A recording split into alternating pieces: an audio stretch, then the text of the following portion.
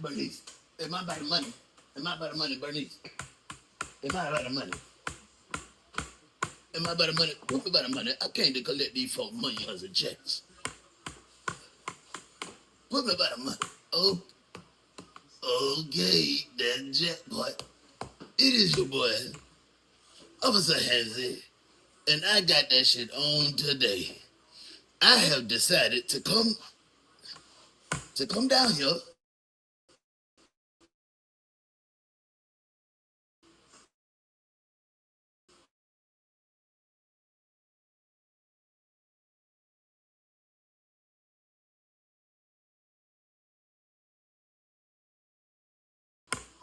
and get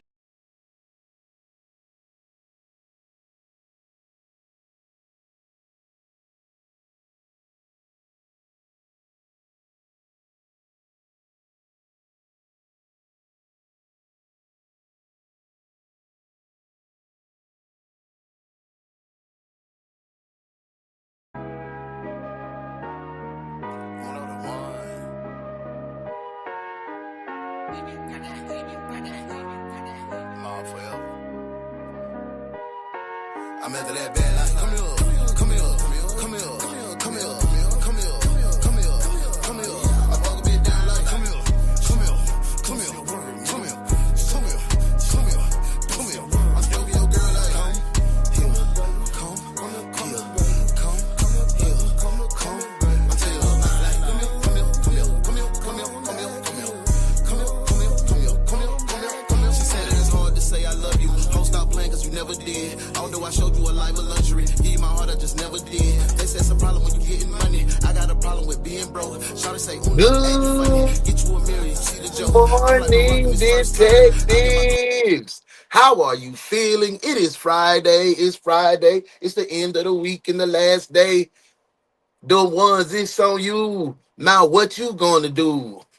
I'm going to get my travel on. I'm going to get my yard work on. I'm going to get my chill on. Oh, weekend long. That's right. Oh, weekend long. Shout out to that boy, Ryan Cameron. What are you going to do for this weekend, twin? You know what it is. You tapped in to the Ones Detective Agency. This is the morning shift. It is Friday, so you know we got a double case in the place for today. So buckle up, lock in, get in, twin, because we finna go through the roof. You ready?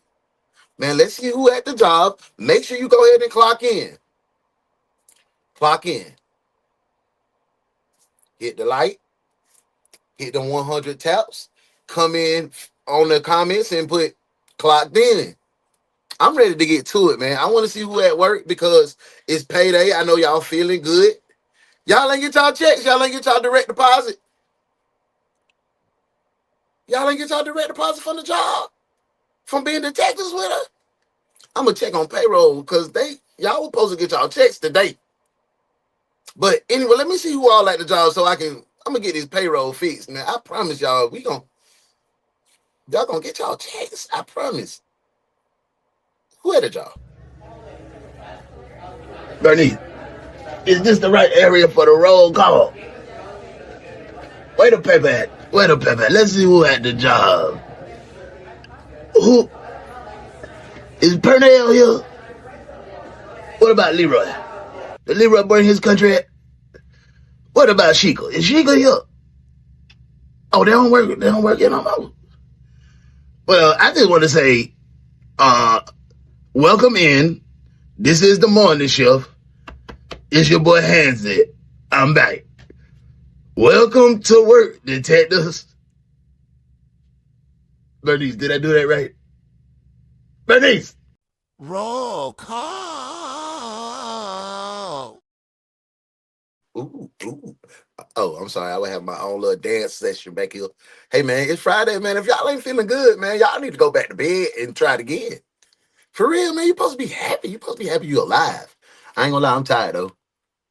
Seeing y'all in the comments and ready to turn up, man, Fridays is my toughest day because I'm only getting a lot of sleep during the week. Thank y'all for carrying me through. I promise you. Hey, Tasha, good morning, good morning, good morning. It's my girl, Shauna. Hey, Bookie Bay. How you doing? Stanford, What's going on, man? Sam, my big homie, Sanford in the building. You all right? Good to see you. Boom, hit that salute like that. Hey, mom. That was me. I was saying good morning, everybody. I was saying good morning. Tasha, thank you so much. Thank you so much. Thank you for riding with me. Thank you for being a energy and a big part of the community, a part of the family. You are official detective. You already been an OG detective. Thank you for your love. Thank you for putting a brick into the foundation to help us grow to be the number one true crime reaction show on the net. It's for detectives like you that help us do this, man. I love you, man. Thank you for that. Thank you for that. I promise. It means a lot. Bo even said thank you. Tasha in here. No, you're not too early. You always on time. Hey, Angel, good morning, boo. How you feeling? I hope life is treating you kind. There she go. There she go. Did I sound like Johnny Gill? Nope. Hey, boo. Hey, Boogie Butt. That's my Southside shouted. What's going on, twin? Hey, Sean. What's going on? Good morning, good morning, good morning. Well, I ain't see my boy Santiago in there. See, I don't see. I had the comments. I ain't coming in it. Let me see. Did I see Santiago in there, mother? See, man, I ain't even see my boy. Now, if he in there, what's up, tweet? Good morning, good morning. Hey, everyone. Y'all feeling good, man? Let me know what y'all got going for the weekend. Relax, okay. See, what's going on, boo? Hey, I'm at Starbucks. Let me get one of them impossible little breakfast sandwiches, bro. Thank you, man. Thank you, I appreciate that. I'm gonna just drink water at the crib. Hey, thank you for being here. Spin the block. You in here? Good morning, my favorite cat. Nah, boo, you know, Southside Bookie Butt right there. Thank you for being here. Good morning, Santiago. He in the building. What up, twin? I think everybody is loving. Hey, love. Thank you for being here. Oh, okay. Loving myself. I see you. Hey, good morning. Good morning, twin. I'm feeling good. Tiffy. Hey, love, bub. How are you? Good morning. Good morning. Hey, today's cases, y'all. Body parts, trash bags. Be ready. Truck. What's up, bro? How you feeling, twin? You all right? Where you at today? What part of the world is our brother Truck in today? Mac, what going on, broski? How you feeling? Everything good your way? You in a good place? Good space? Let me see. Gabby here. Gab, what's going on? Hey, Gabby. Good morning. Good morning. Good morning. Thank you for being here. Shell, there she go. Cam, grandma.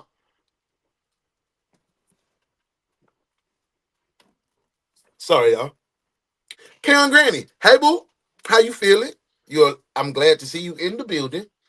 Y'all be giving me energy. Y'all be like the gas tank, filling the gas tank up. You see, I came on like, boy, whoo, Lord, I can't even do it today. I'm tired. Nah, y'all don't turn me up. I'm ready to go now. I'm ready to go. See, I be needing y'all more than y'all think. Y'all be like, oh no, he just be I be on E sometimes. I come in, y'all be hyping me up. It be turning me up. Hey, movie, good morning, love. Good morning, good morning, good morning. Thank you for being here. Good to see you in the comments. Hey, y'all send some extra love to our girl Booby. You know what I'm saying? She need a little extra love. Something on Instagram for. Hey, thank you.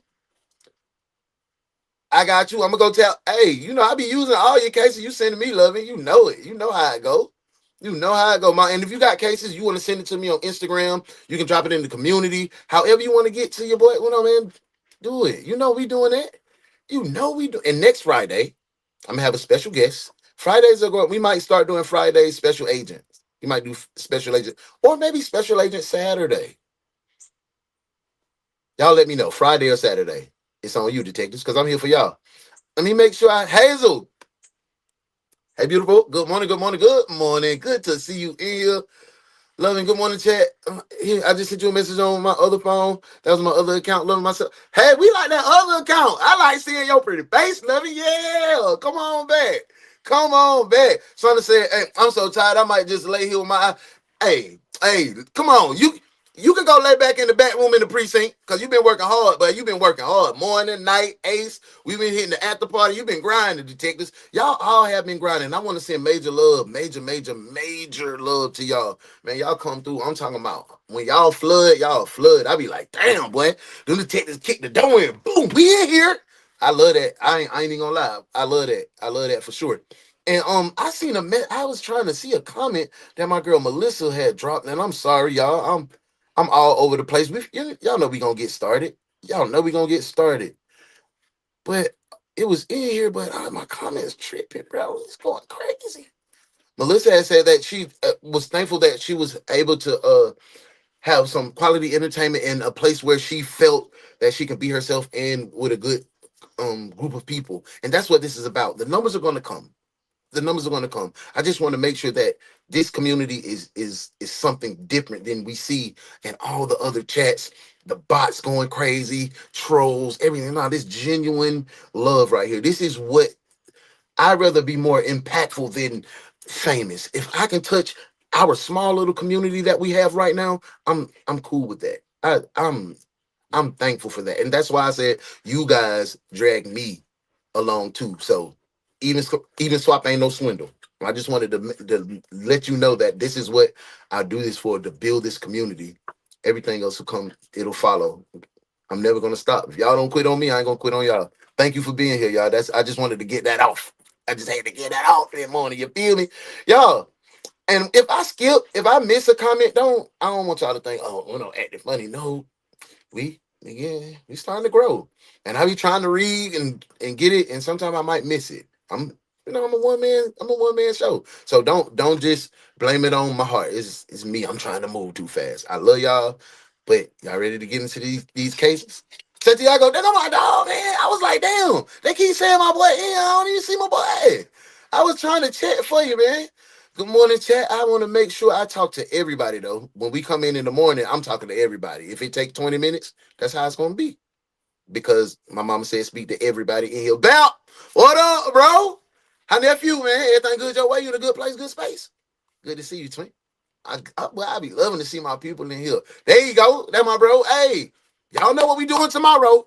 Team, we know what we doing tomorrow. If you want to be educated in a different way, if you want to see a different vibe, a different light, tap in with my brother, Vyoshi, and my Virgo twin, Cheryl. That's my family. You see it in the comments. When y'all see that lightning bolt and purple heart, that's my family. That's the mob. Flash my ENT forever, for life. That's my bro, Cheryl. They do different things. They teach you how to heal. They give you. Damn, but you hear your nephew, bro? He's throwing his dog food around. They got a good podcast called Everything In For Everybody. I bet you leave that podcast knowing something that you didn't know. So tap in. I'm gonna be in the comments 10:30 Eastern Standard Time tomorrow morning. Hey V, what up though? What's going on? Shawnee, good morning, happy weekend. Let me know what y'all got going on for the weekend. Ooh, I had to send it to you. It came across my feed last night. Dropping in the there go Virgo Twin. Hey Virgo Twin. Drop it in the comment. Hit me up, CC. Rock with me. We on IG. Hit me. Drop it in the IG. Hey, we in here. Let's see. I want to make sure I spoke to everybody. Met everybody speaking. We greeted each other. I like when y'all greet each other as well, man. That's showing love, We ain't no stuck up individuals. We not the internet. We bigger than the internet. That's our motto. We bigger than the internet. We ain't finna do all that rigmarole. We human beings that we love each other for real. Driving slow is one of the most effective ways to save gas. Okay. That's a good tip. Cause gas sky. Welcome in, twin. Yeah. Hey, Danielle, hey boo. How you doing? Hey, there go my brother. King, what's going on, bro? Y'all ready to get into this, man? I'm ready to get into it. Welcome to Friday, Detectives. Thank you for a strong work week. We got today's double case to knock out, and we got 1, 2, 3, 4, 5 tonight. And I appreciate you, man. Let's get into it, man. Welcome to work, twin. Let's do it. Yes, sir. Here this morning, police are looking for a suspect, the only detective agency capable of handling these grotesque and obscene cases. Look no further than the One's Detective Agency, where evidence does not matter. We lock you up and figure it out later. Hey, what's up? The One's Detective Agency, with your captain, Uno the One.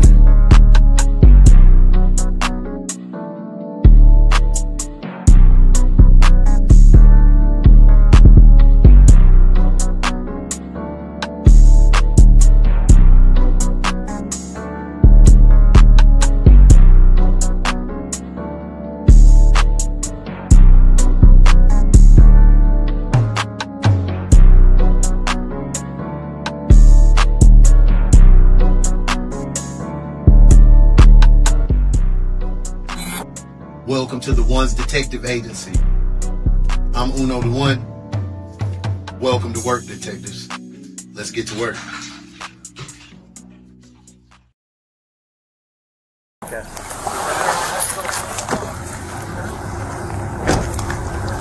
There's not some chart right here that's saying the truck, there was a truck that must have backed up right here. Hey, boo. Hey, TT. Good morning. Good morning. Good morning. Good to see your pretty face in the place. Got ready to kick this out, man. We at, I don't know what he said. Officer Alvarez. I don't know where we at. It's new. Yeah, right? Came out last night. Is that okay? Back up, please. Back up. Back up. Oh my God. Okay, back up, please. Back up.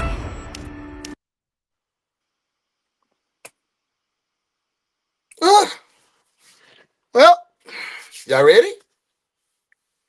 Look like it's gonna be one of them Fridays. It's about to be one of them Fridays. This from our favorite, our number 2. Dr. Insanity, man. Let's go. There's not some chart right here that's saying the truck, there was a truck that must Hey, have love backed it. up right here. Right?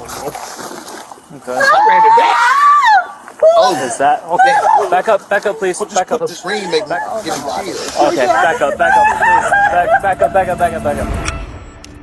But why he said back up and then he let the dude go back in the bag and then he like, oh, okay, back up. The officer wanted to see what was in that shit too. He was like, why she scream? Why she scream like that? Hey, Groundbreaker, what's going on, twin? You all right? Everything good your way? I ain't seen you in a couple episodes. I hope everything good, man. Thank you for tuning back in. And twin, back up, twin. What I said? Whoa, wait a second. Tiffy, somebody got to go to jail. Officers report to a seemingly routine traffic incident in Moses Lake, Washington. What no officer on scene Hey, Shauna! Girl, they out there, where you at? You know these people? Detective Shauna, I'm looking at my Virgo twin. You ever been out there to Washington? It's beautiful. I love it. But now we got some crazy folk out there now. realizes is that this encounter would be the start of a terrifying investigation, go leading big. to the most dark and twisted body cam footage we've ever shown on this channel. Okay. You want justice? I already know who did it. Listen to me, please. Get out of your car and come get my kid. Put him in cuffs right now. Don't say anything right now. We don't know. Well, come get your kid. Oh no, after the show, I want to talk to you about doing the midday show because you helped me with it. Yeah, for sure. We can talk about we can link up. We can do our thing. No spoilers, I promise. Bet. Okay. No spoilers. Bet. Thank you, Santiago. Oh, this one a good one. Let's get into it, man. Nisha, hey love, how are you? Good morning. Let's get into this, man. I'm excited. Let's do it. Did you do it? Look at me. Man, did you do it? Who did it? Who did it?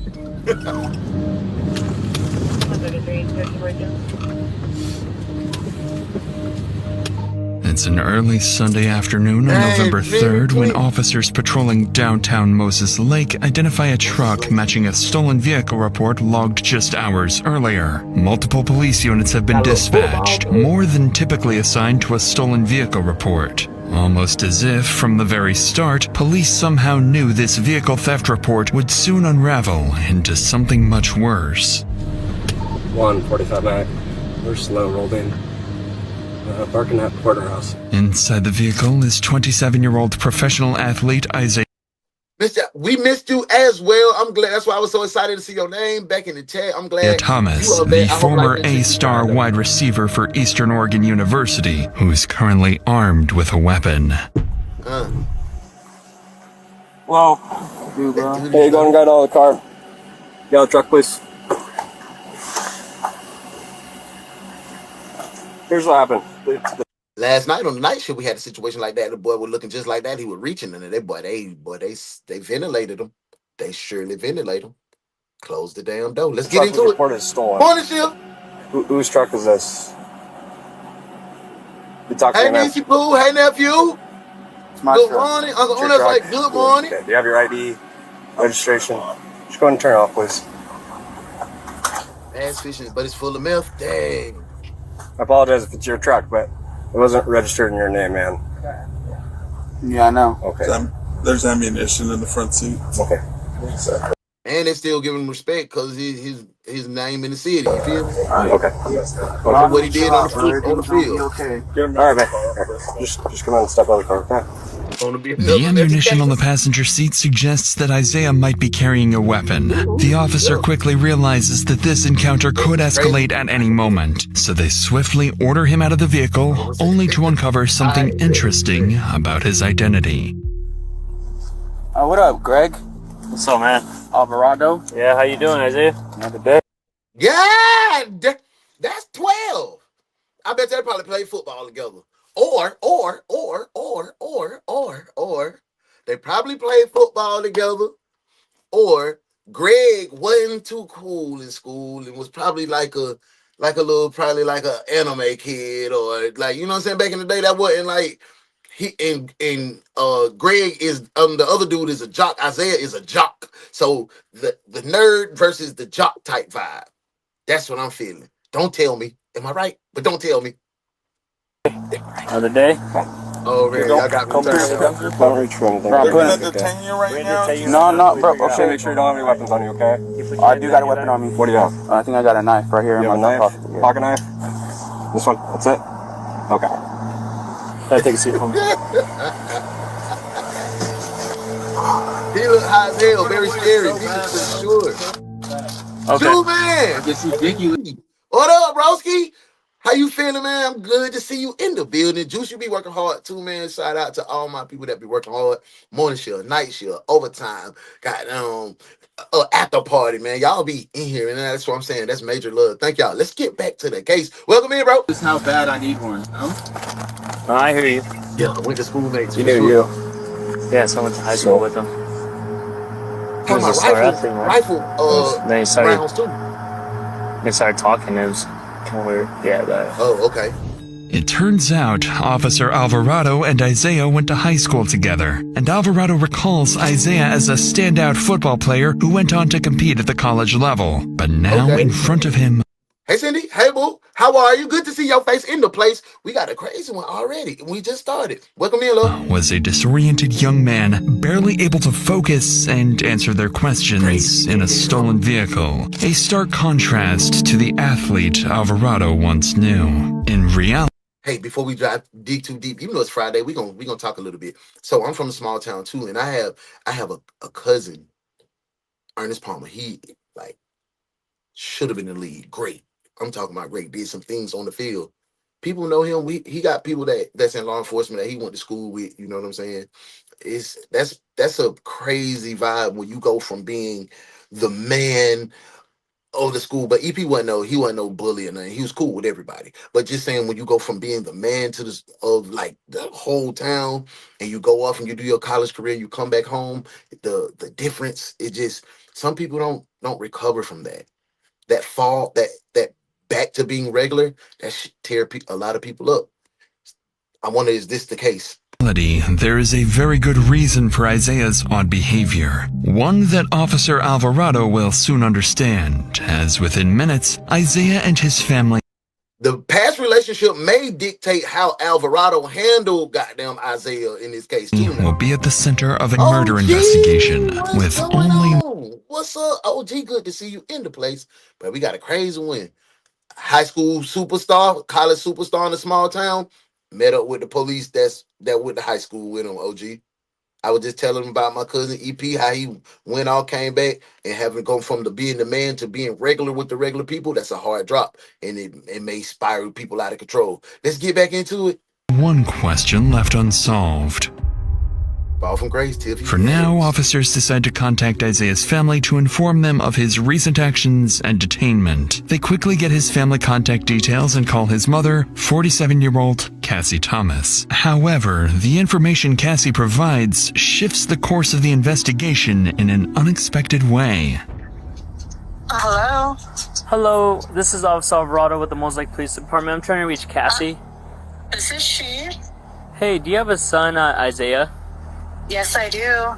We had a call Yep, earlier Trevor, about for him sure. being in someone else's vehicle. He's in a truck now, a gray Chevy Silverado. Okay. We're trying to figure out if this is his truck or not, because he's saying it is, but the person that Feel called better, about twin. him That's what I'm said that he saying. My stole the brother's truck. got a stomach ache, man. Go ahead and kick back. Juice should be working hard, man. Just chill, relax, try to get back, man. Shake back quick, man. We sending some From extra love to another my boy neighbor. Juice. Hey. No, that's his and his grandfather's. Okay, Okay. who's his grandpa, if you don't mind me asking? Richard. Richard? Yeah, he probably let him borrow it. He's staying with his grandfather right now. What's the address? 430 Dale. Yep, that's where the truck was taken. Okay, that's Okay. weird. Yeah, no, that clarifies something, because we thought potentially this truck might have been stolen, so we were trying to figure it out. No, I'm sorry about that. So why y'all ain't call granddaddy? Why didn't we call grandfather to find out if the truck was taken from grandfather or not? And the way that mom is reacting and replying, like,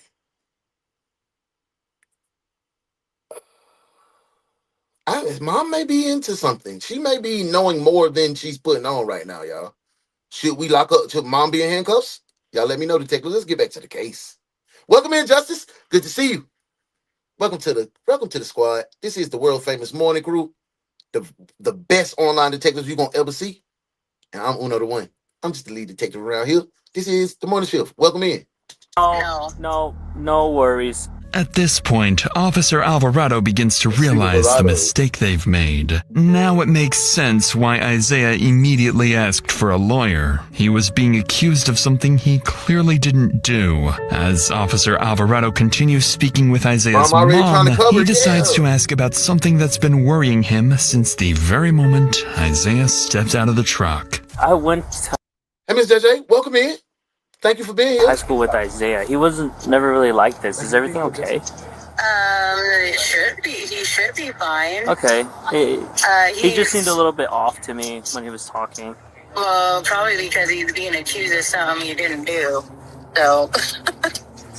What is he being accused of right now? Stealing the truck? Is that what we being accused of? See, mom already covering. It feels like another enabler.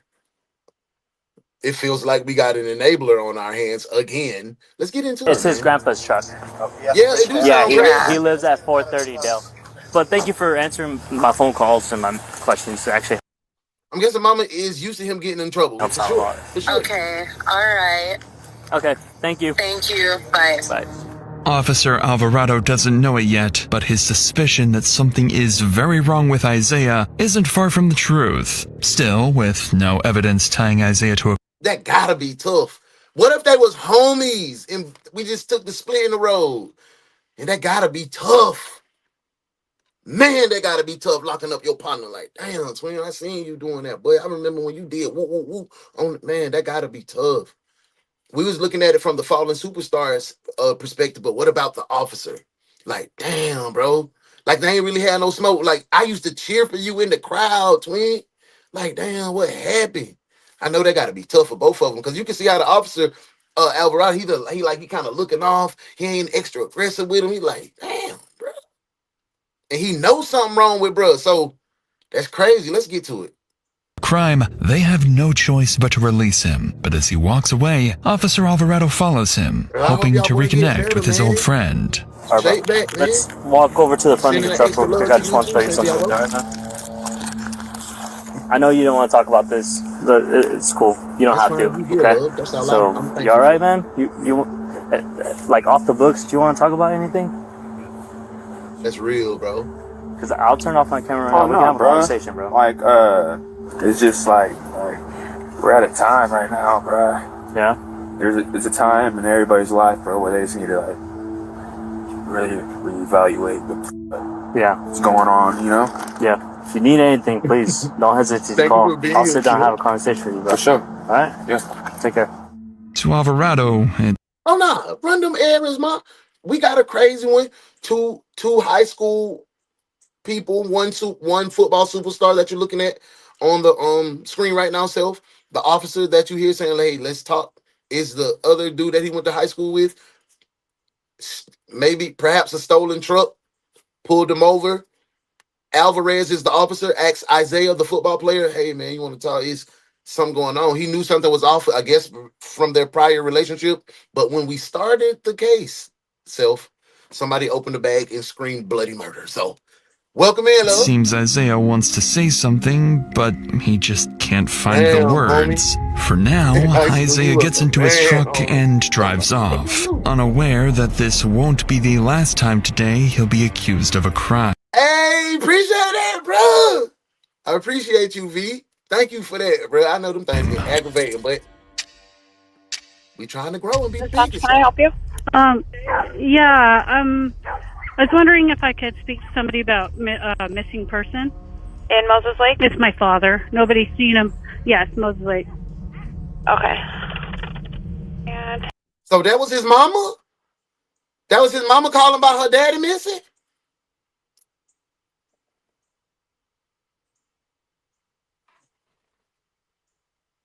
Something ain't right already. his first and last name? Something ain't Richard. right already. Andrews. And what is his home address? Is it the 430 Dale? Correct. All right, Kelly, I've that's got this another door. report That's started. another- I'm going to hand that's it over another to the door. officers. And just need you to try to find a recent picture of him. And if you hear from him or anything changes before they contact you, go ahead and give us a call back and let us know, okay? Okay. On the phone is Kelly Kirkendall, reporting that her father, 75-year-old Richard Andrews, Yes, different daughter. And the address is 430 Dale. That's where Isaiah said the truck from.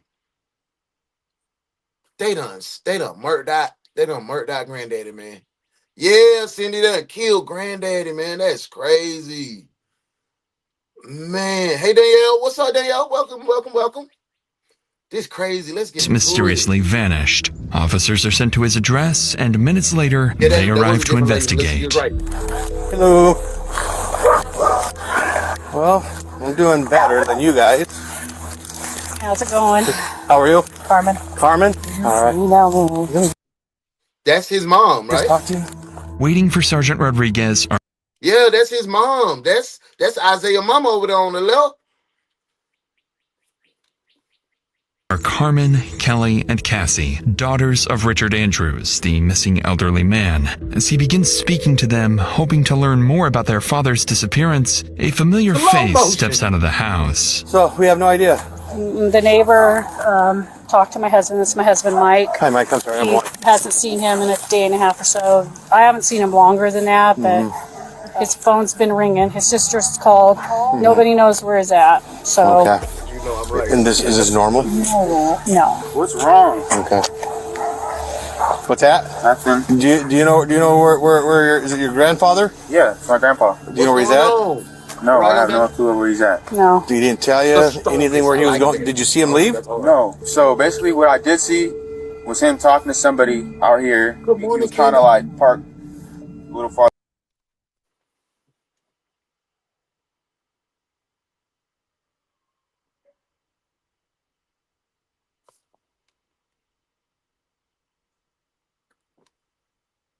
I know we tired, right? I know we tired. But ain't that Isaiah?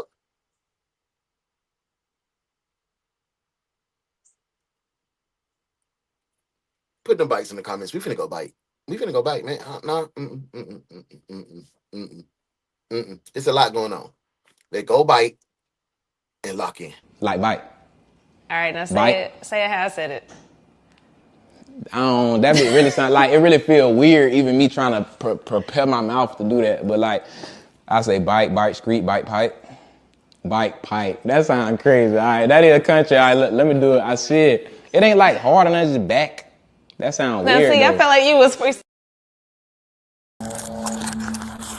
I know you don't want to talk about this. It's cool. You don't have to. Okay.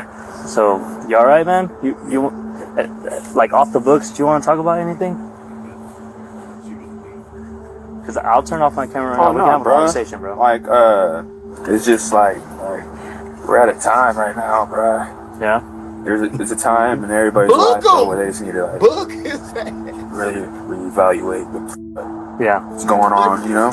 Yeah. If you need anything, please don't hesitate to call. I'll sit down and have a conversation with you, bro. For sure. All right? Yeah. Take care. To Alvarado. Candy, good morning. It looks like we're on the case of a fallen star. The gentleman you see on the screen is Isaiah Thomas. The gentleman you hear on the screen, the officer saying you want to talk, is one of his high school classmates. I think not. They don't tell the relationship. They just went to high school together. One of his high school classmates who used to probably cheer him on playing football or may have been possibly a teammate. We got a missing granddaddy, and Isaiah is driving his truck. That's what we on, Candy. Welcome in. Let's get back to it. Let's go big. We're in the middle of a flashback, So a it replay. seems Isaiah wants to say something, That's a but damn he lie. just can't find the words. For now, Isaiah gets into his truck and drives off, unaware that this won't be the last time today he'll be Well, they're trying accused to of a get granddaddy's crime. money, probably. Let's go. Can I help you? Yeah. I was wondering if I could speak to somebody about missing person. In Moses Lake? It's my father. Nobody's seen him. Yes, Moses Lake. Okay. Dang, His first and last name? Richard take it easy, Andrews. bro. And what is his home address? Is it the 430 Dale? Correct. Hey, Angela. Right, Kelly, I've got this report started. I'm going to hand it over to the officers. And just need you to try to find a recent picture of him. Okay. Hey, I appreciate you being here, man. I hope they ain't working too hard, man. Thank you for being here and clocking in with us a little bit. And if you hear from him or anything changes before they contact you, go ahead and give us a call back and let us know, okay? Okay. On the phone is Kelly Kirkendall, reporting that her father, 75-year-old Richard Andrews, mysteriously vanished. Officers are sent to his address, and minutes later, they arrive to investigate. Hello. Well, I'm doing better than you guys. Heard. How's it going? How are you? Carmen. Carmen? All right. Let me just talk to you. Waiting for Sergeant Rodriguez are Carmen, Kelly, and Cassie, daughters of Richard Andrews, the missing elder. Absolutely. And I cannot skip that because we are always critical on not having police in the neighborhood that they grew up in. Look, that was perfect. That was perfect, detective, from you saying that, V, and from that detective. And thank you for putting that in my head, too. That's how you police the neighborhood, with empathy and compassion, because you know these people. That was great. Nobody pulled. No weapon was drawn. He just touched him and said, man, come on, get on out the car, bro. He got out. He like, bro, I ain't seen. You know, that's good job, detective. I gotta give it up. Now that's what you call being trained properly. I like what you did there, detective. Good work. As he begins speaking to them, hoping to learn more about their father's disappearance, a familiar face steps out of the house. So, we have no idea. The neighbor talked to my husband. It's my husband, Mike. Hi, Mike. I'm sorry. Hasn't seen him in a day and a half or so. I haven't seen him longer than that, but his phone's been ringing. His sister's called. Nobody knows where he's at. So. Okay. And is this normal? No. What's wrong? Okay. What's that? Nothing. Do you know where is it your grandfather? Yeah, it's my grandpa. Do you know where he's at? No, I have no clue where he's at. No. He didn't tell you anything where he was going? Did you see him leave? No. So basically what I did see was him talking to somebody out here. He was kind of like parked a little farther out. Like he pulled off to the side a little bit. They're talking in the window. I looked down. That's it. He did tell me that he was going up to the res, but I just got confirmation from Greg, right? But he's not there, so I don't know. Which res? Colville. Colville? Yeah. Okay. Yeah, he has property up there, but we already put a phone call up there, and they said Nobody's there. About what time? Excuse me if I'm ignorant. What is the res? Shauna, tell me what the res is, boo. Back to the case. What time was it when you saw him last? I don't remember. Was it morning, afternoon, night time? It was afternoon. Afternoon? It wasn't like late afternoon though. Okay. All right. While officers are surprised to be speaking with Isaiah and his mother Cassie for the second time that day, their priority right now is finding his grandfather. Look, Grandpa looked like he was a stand-up gentleman. Rest in peace to Grandpa, man. We know he out of here, man. They not finna say we found Grandpa. He was at the grocery store. No, rest in peace to Grandpa, man. He looked like he was an upstanding citizen that did all he could to build his family. And here come his spoiled ass grandson. Because he didn't do what he needed to do on the football field. Back to the case. Richard. With the timeline now established and Isaiah believed to be the last person to see Richard, Sergeant Rodriguez turns his attention to him. But as their conversation unfolds, he begins to notice something strange about this family. You said you saw him about a day and a half ago? And that would have been, yesterday afternoon sometime or the day before? Yesterday, no, not yesterday. Was that a day? A day and a half ago. So Friday, today's Sunday. Friday. So, yeah, bro. So November 1st. Smoking the weed, bro. When you saw him, what were you doing? What was going on? Right there, smoking. Okay, and where was he? Right. Man, I'm sorry to hear that, man. I'm glad you in here vibing with us, man. We sending all the love and prayers your way, twin. There, talking to that guy, and then I looked down, boom, and then that was that. Okay, Like, Was it weird for you that he wasn't here or anything like that? no. Okay. He'd be gone for weeks. Yeah. Oh, because he has his property. He'd be gone for weeks at a time. No one would be hearing That's from him. why he's tripping. Why are we tripping? Yeah, bro. Y'all. But the only thing that's weird is that he left his wallet here. That's the only weird thing that got me. Okay. But it's not. That's very strange to me. But it's normal for him to be gone weeks at a time. But not But we know where he's at. usually down at the Yes. call. Yes. What stands out to Rodriguez is he how walked up differently guilty the for family sure. reacts to the disappearance of their relative. While Isaiah and his mother Cassie suggests that Richard's absence isn't especially unusual, with Isaiah That's guilt right there, bro. She riding with her son. Hey, I tell you what. Since everybody want to say this, that, and this, detectives, 5 warrants in the comments. Y'all know what I'm gonna do, because I ain't got time for it. Bring the wagon. All right, no one leaves the scene. Not her, not him, not the baby, not grandma, not your auntie or your uncle. Bring the paddy wagon. We're locking everybody up. Where's the cuffs?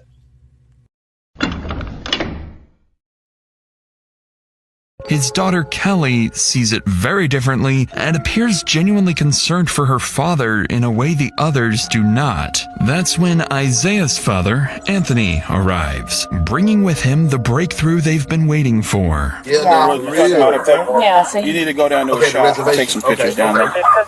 To me, it looks like there's something going on down there. It looks like some burnt shit that's laid out there and some. Where's his shop? His shop's down in the valley.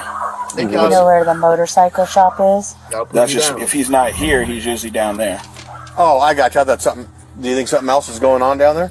No. I'm just saying that if he's not here, he's down there. No. Thank y'all for educating me on that, bro. I didn't even know. I was like, what is the res? I definitely didn't know. No, what I'm saying is that's something that was out there. It looked like there's some burnt up shit out there that's never been there. I don't know the actual address. So, what's Carmen's address? A day and a half ago. He's already out. Bro, why y'all keep all in? No, but Bro, y'all pissing me off, Hey, bro. you're pissing me off too. Everybody pressing me like I. No, it's okay. You're the closest thing to him. Okay, the and last I person told we you. seen. That's why. So All right, I'm not gonna get. No need to get frustrated about it. I just I have to keep repeating myself. Would you be able to take one of my officers down there to where his shop?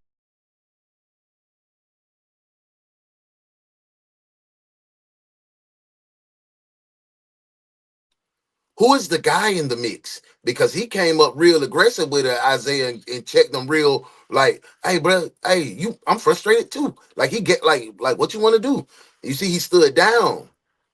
Isaiah is a spoiled ass little kid who's never been told no. Football has been getting him over in this small town environment, and now he was a big fish in a small pond, and the pond grew.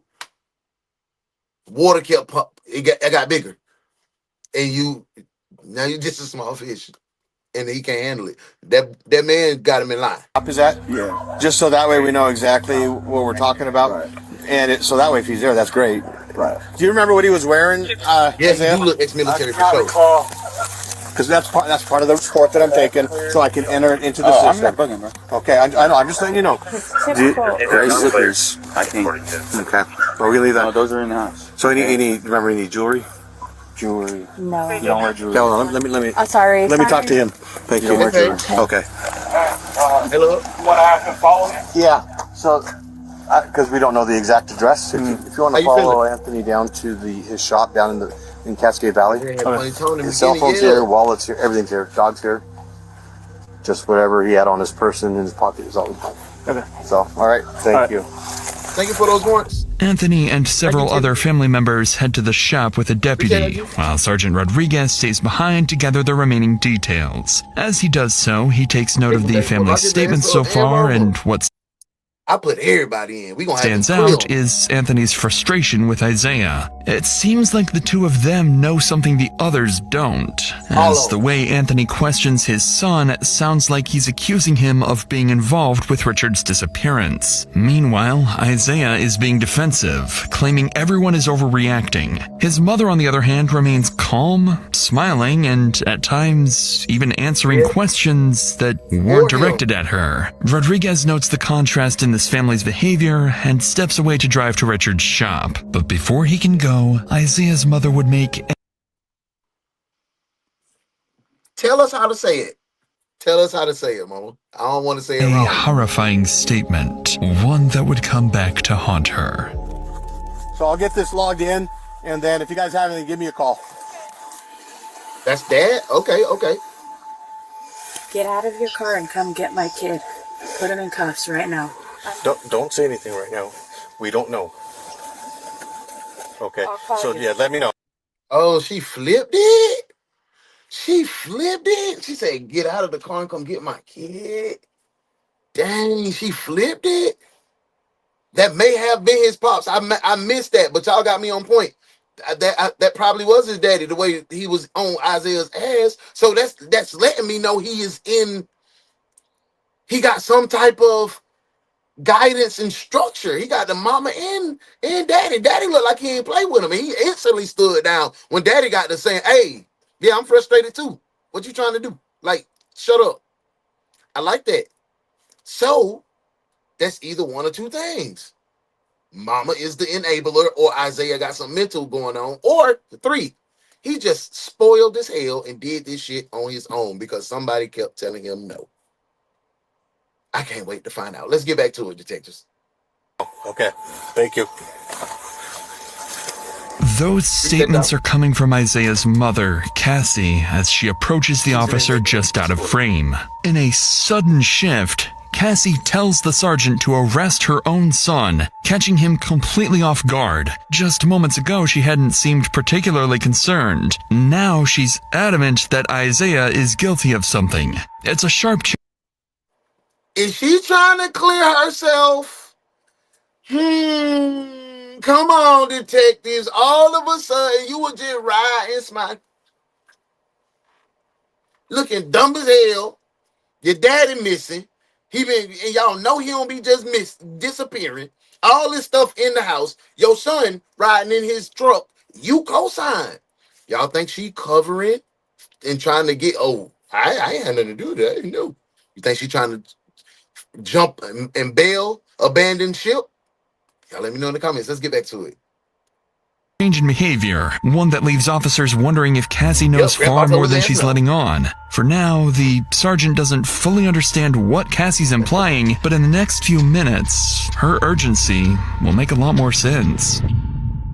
By now, Anthony is on his way to Richard's shop, just 2 miles from the house, with a patrol unit following closely behind. And as the first deputy pulls up to the shop, he notices several other family members have also gathered. Expecting to find a lead on Richard's whereabouts, they would instead uncover something no one was prepared to see.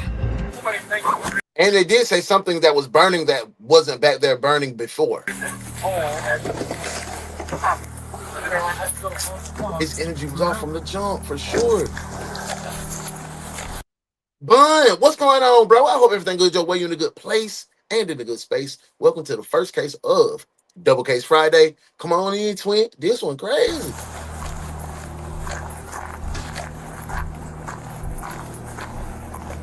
Lose out some chart right here, they're saying. Truck, there was a truck that must have backed up right here, they're saying, right? Okay. Is that okay? Back up, please. Back up, please. Back up, please.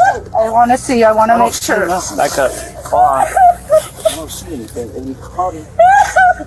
Him, calm down. Oh my God. Okay, back up, please. Back up. Okay, ma'am, can you come this way, please? Damn, boy, that's a horrible way to find your daddy. That is a horrible way to find your daddy, man. Sean, she said, "Mommy on it too, bro." I think so. I think so. She's too detached. Oh, not you, Juice. Okay. Like this is crazy to me. Ma'am, can you come this way, please? Ma'am. Mama know her son acting funny. She's distraught. She heartbroken. 141, Mag. I need 106 to my location. Oh my lord. Oh my lord.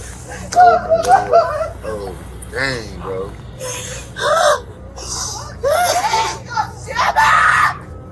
Okay. Ma'am, can you take her over there, please? Please. This is now a crime scene. We need to Yes, I know. I'm trying to get her. Okay, I know. Oh, Kelly.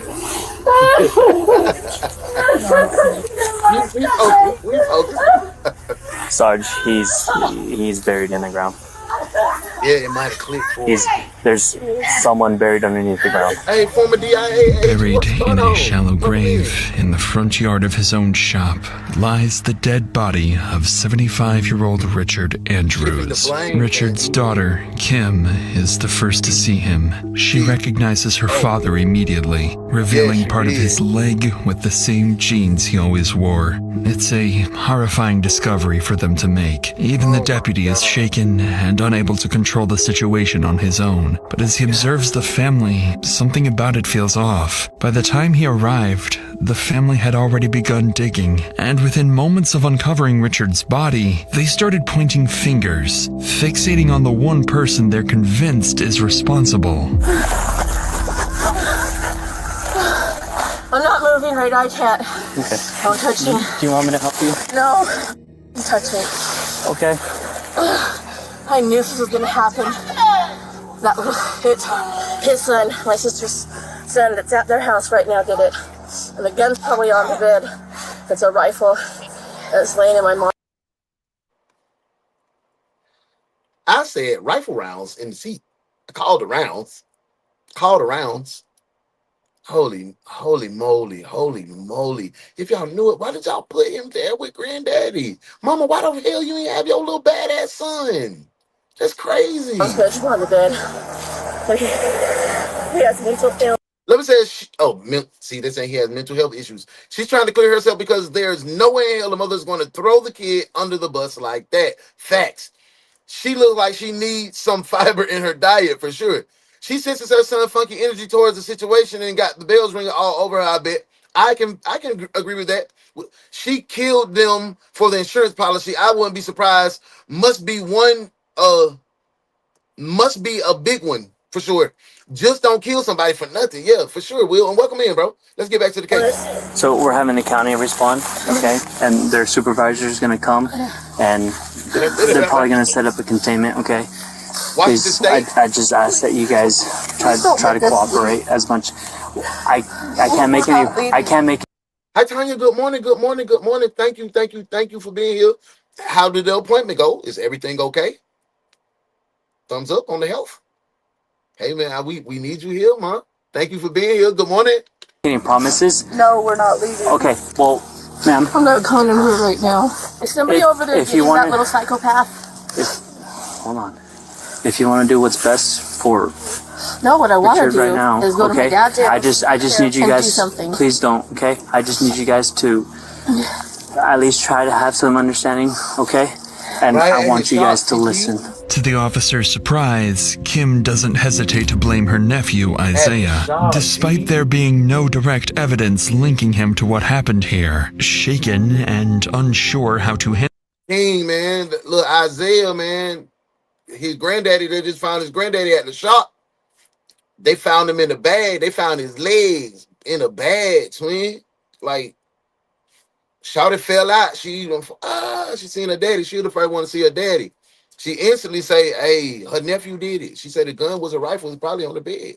That's where we at with it, twin. handle the situation, the deputy allows the family to remain at the crime scene even after the body is discovered.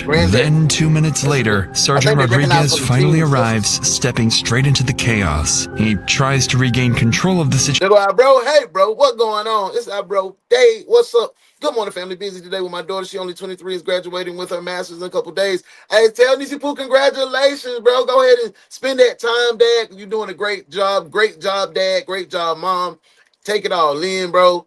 That's love. That's major, major love, man. Congratulations, bro. Y'all send some love to Nisi Poo and Dave, bro. But it doesn't take long before he loses his patience. Where are they at? Yeah, that's what I'm saying. He's under there. Okay, we didn't touch it, did we? They touched it when I was coming up here. They were touching it. Ma'am, let's get away, please, ma'am. Ma'am, we need a preserve, okay? Come on. We need to make sure that we do this, okay? Here, I'm right here. You want my hand? No. Okay, I'm sorry. Yeah. Yeah, he just shoot her though. That was pretty freaking rude. And then it looks like there's some stuff burned. Okay. Yeah, we need some for sure. We need everybody, please. We need everybody back, please. Okay, ma'am. We do need everybody out of here. Okay. If you want, we need to preserve this. Okay. I get it. You're upset, but if you want justice, I already know who did it. listen to me, please. I know you.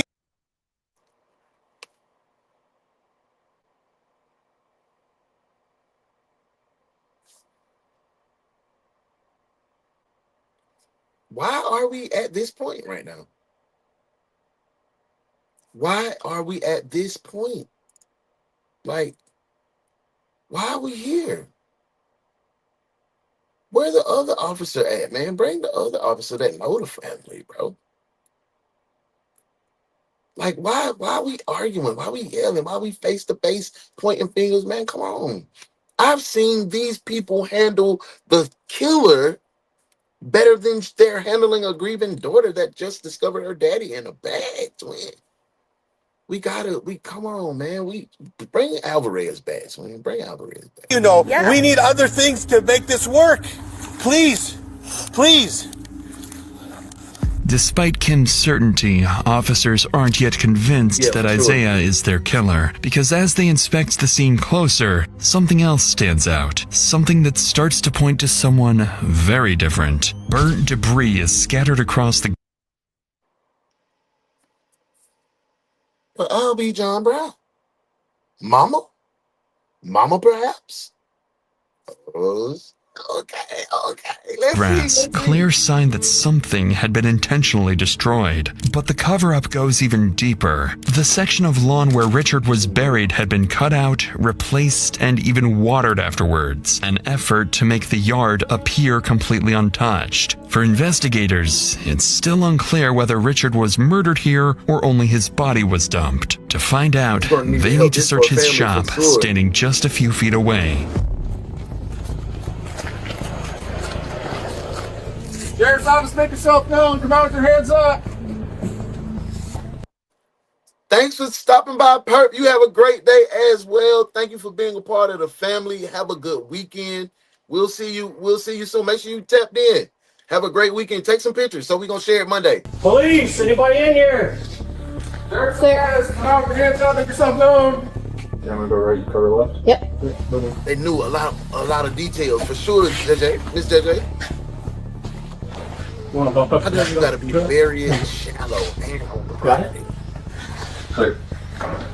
Up ahead is Richard's shower, and strangely, the deputy notices it appears to have been recently used, suggesting the killer may have been here only minutes earlier. Officers then continue clearing the rest of the shop, finding no signs of a struggle. Nothing to suggest Richard was killed here, so they shift their focus to securing a search warrant for his house, a search that would end very differently.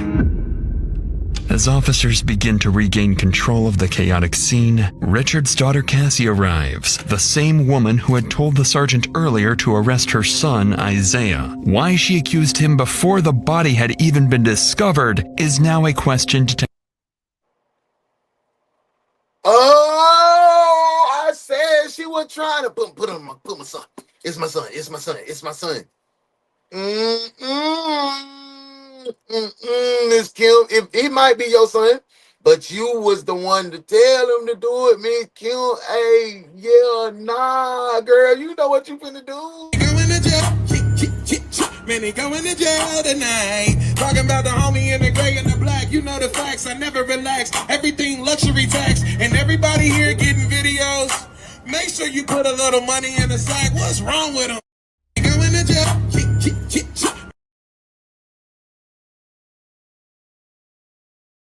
Detectives need to answer, but first, they have to break the devastating news to her. Yeah, we can't. I know. I'm sorry. I need to see. No, we can't. We're gonna. I just need to see. Just go around now.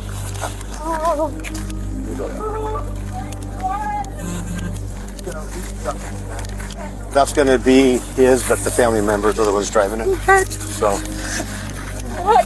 No, please. No, you can't go. Now you can't. Listen, you can't. He had the truck, yeah.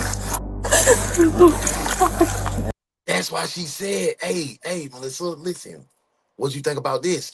I know you said no direct evidence. He had his truck, but Mama said, oh no, he his granddaddy know he got the truck. Remember, Mama knows she finessing.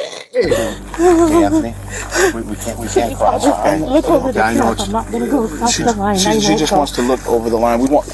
She won't go past the line. I'll make sure. Look by the door. Please. By the door. By the door. Okay. Naturally, Cassie is distraught, not only because her father is dead, but because she suspects her own son may be responsible. For now, officers continue securing the scene and prepare to say For the pay, because it looked like Dad had money now. It looked like Granddad was loaded. He had properties, a shop on his junk. He had a house over there, he was loaded. Granddaddy would work. He worked and got that money to get his family right. So it looked like he had paper. So this might be because of the land and the property too, Shauna. That's a good one, detective. Now that's what you call being trained properly. I like what you did there, detective. Good work.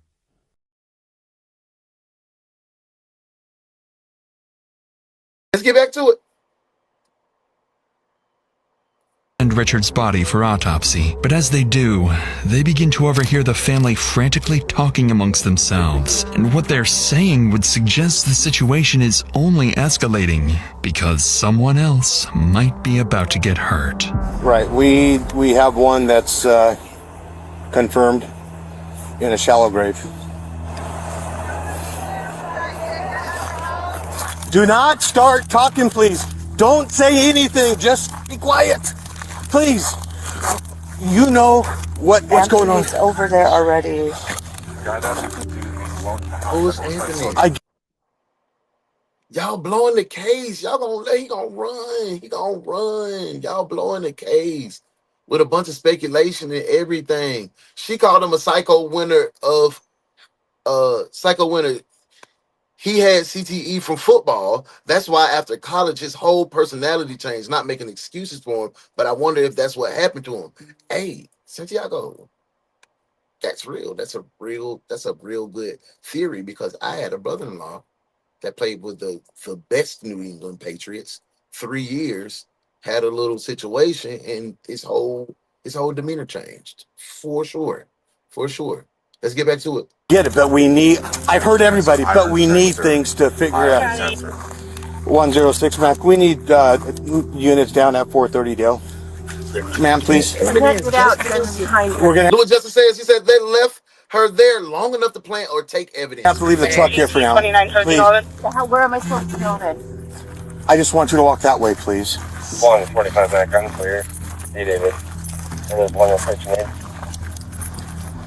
106 Mac. I have the father heading down to 430 But lay my last, except for Dale, and possible suspect is there, and it might not be good.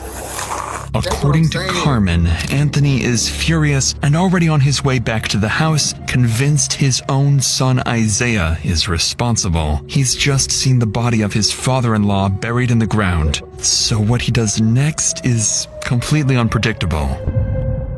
Multiple units are quickly sent to the house, racing to get there before Anthony confronts Isaiah. Minutes later, officers make it to the house just seconds ahead of Anthony, who is right behind them, along with the rest of the family, all demanding answers.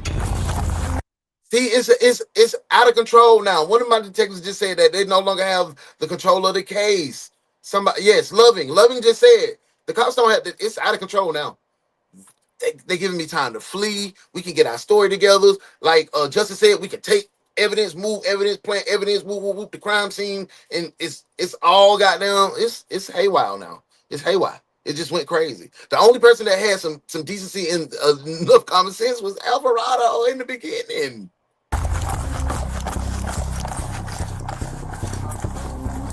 Let her get her pint and get in the back. Nope. Chill, I got you. Stay back. This crazy. They found Granddaddy.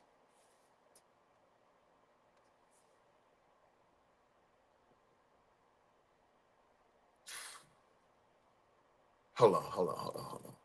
Stay back. Stay back. Did you? Back up. Stay back. Go back now. Kelly, come on. Did you, Isaiah? Nope. I'm fine. Need you guys to stay back, okay? Please. Just to the left. Secure him in your car. Thomas. No. Frisk him for weapons, please. Sam, did you do it? Please stay back, sir. Sam, did you do it? Look at me. Did you do it? Please. I need you to stay back, sir. Did you do it, Isaiah? Look at me. That's his daddy? Yeah, you're my firstborn. Did you do it? There. One more time. No, bro. Oh, I'm sorry. That's not the That's my lawyer. That was dad trying to get some, you're my firstborn type. That was sad. That part right there, bro, because man, that's been like he's been in every frame so far. Maybe this is, I don't know the backstory or the context of this situation. Maybe he hadn't been like, but from what I hear, it sounds like he's been an active parent. But recap. So, Shell, Isaiah, you seen him driving the truck. His homie pulled up on him, said, "Hey, bro, what the hell you got doing? What you doing with your granddad's truck?" He said, "Bro, but this my granddaddy said I can hold his truck." So he said, "Nah, get out of the car, twin." He said, "Get out of the car. I see you got no bullets on the seat, Zale." He was like, "Damn, you seen the bullets?" He's like, "Hell yeah, man, you get out, bro." So what you doing with your granddaddy car? He was like, "Man, call my mama. My mama will tell you that I supposed to have a car." He's like, "Hey, okay, because I know your mama. I know Miss Kim, because we went to school together." That's what the police told Isaiah. So he was like, "Hey, Miss Kim, how you doing? I ain't seen you in a long time, Miss Kim. You remember I used to come over there? We used to have, we used to eat them banquet TV dinners at your house while Isaiah was at football practice. Yeah, man, I miss y'all, but Isaiah got his granddaddy. Is this normal? Oh, it is normal. So he called and she clarified everything. Isaiah got out. He went back to the crib. Later on that day, they were like, "Damn, granddaddy missing where granddaddy at. We didn't see granddaddy." So they pulled up. They're like, "Damn." Auntie called. Auntie said, "Man, my daddy missing, bro. I ain't see my daddy son. All his stuff in here. When it came to the house, my daddy missing." So one sister looking at the other sister like, you talking about ain't nothing wrong, but my daddy missing, your son driving the truck. So they get to having the back and forth. The police pulled up to granddaddy house like, "Hey, what's going on?" Guess who come out the door, Shell? Isaiah. Hey, he talking about, he rolling up. He got the car. He like, "What's going on, folks?" They were like, "Zay, what the hell you got going on? Where your granddaddy at?" He was like, "Man, granddaddy done went to the res." And I just found out what the res is. That was the reservation. I ain't even know granddaddy was a real stepper. I said, he done went up to the red. He probably out there with a little free. He was laughing like that. He was like, you know granddaddy be out there with them sack chasers, yeah. And everybody was like, "Nah, he ain't with the sack chasers," because when he was at the sack chasers, he be telling us. And they was like, he ain't tell us he went to the Reds to be with the sack chasers. And they was like, "Man, y'all tripping." That's what Zay said. And his mom was like, "Yeah, guys, you guys are tripping." That's what they was telling the family right there from the police. His daddy was like, "Oh, y'all making me frustrated," because they were like, "But y'all tripping." And he started tripping. And daddy was like, "Hey, hold on, little boy." Y'all making me frustrated with all that whoop de whoop now. Don't make me get on your ass in front of these police. And then Isaiah was like, yes, sir. And he stood down. He was still rolling his weed, though. He was still rolling his weed. And then he had finally got finished rolling weed. He did like this. He said, but I had seen Granddaddy. Somebody had pulled up outside. I was smoking a little blunt, because it's legal in Washington State. He's like, I smoked my little blunt. Granddaddy had seen somebody pull up with the truck. They was over here. They got in the car. They slid. Boom. That was that. But, that was a tight-knit family. So the other aunties that went out to the shop, because Granddaddy had paper, they done went out to the shop. They seen Granddaddy. They were like, what is this in their bag? They're like, oh, my God, it's Granddaddy. And then, boom, everybody started falling out. Daddy was like, let me see. I said that, let me see. He was like, oh, hell yeah, that Mr. And so everybody knew that was Granddaddy. Instantly, they said, that's that bitch-ass Isaiah. Not my words, that's what they said, Shell. Said, that's that bitch-ass Isaiah.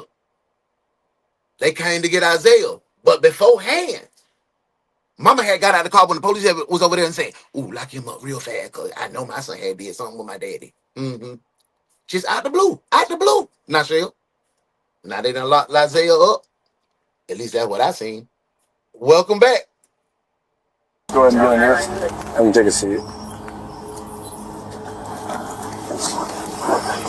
All right, close the door. Here's the deal. That's family. Okay. One of their family members on deceased, right? Yeah. So they came down here to confront him because they think he did it. Yeah. The only reason he's in cuffs right now is we don't. I thought he was like the suspect. No, we don't have PC or reasonable. Right now he's in there because they think he did it. We need to keep them separated. Okay? Okay. Got it? Cool.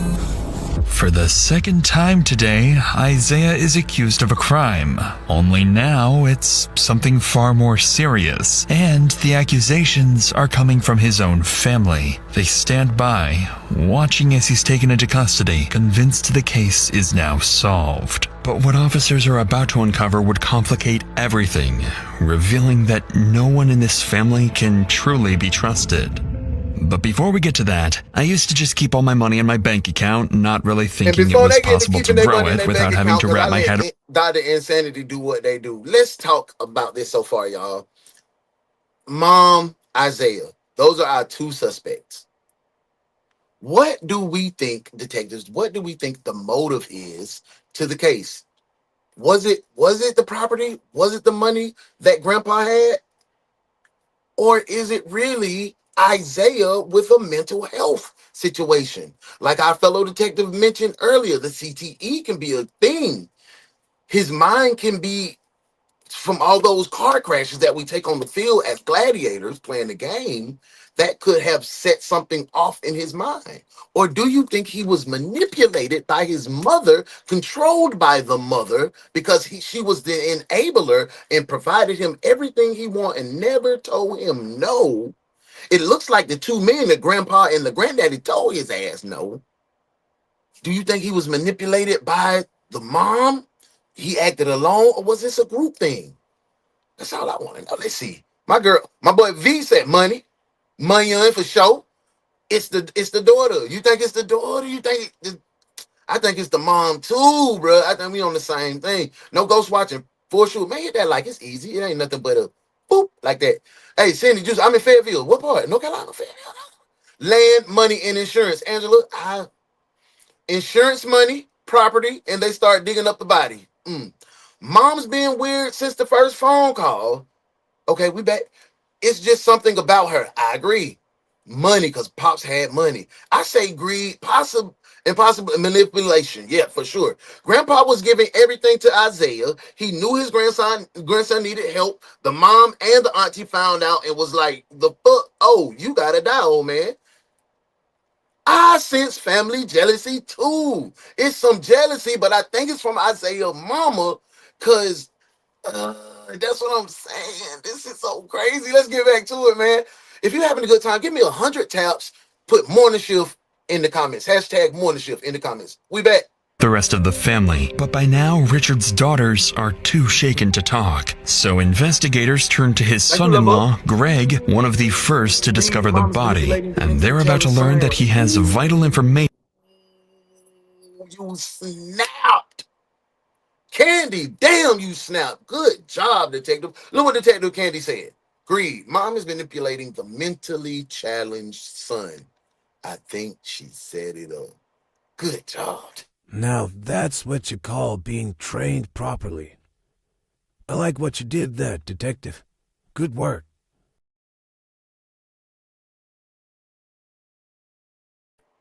That would begin to piece together this meticulous murder.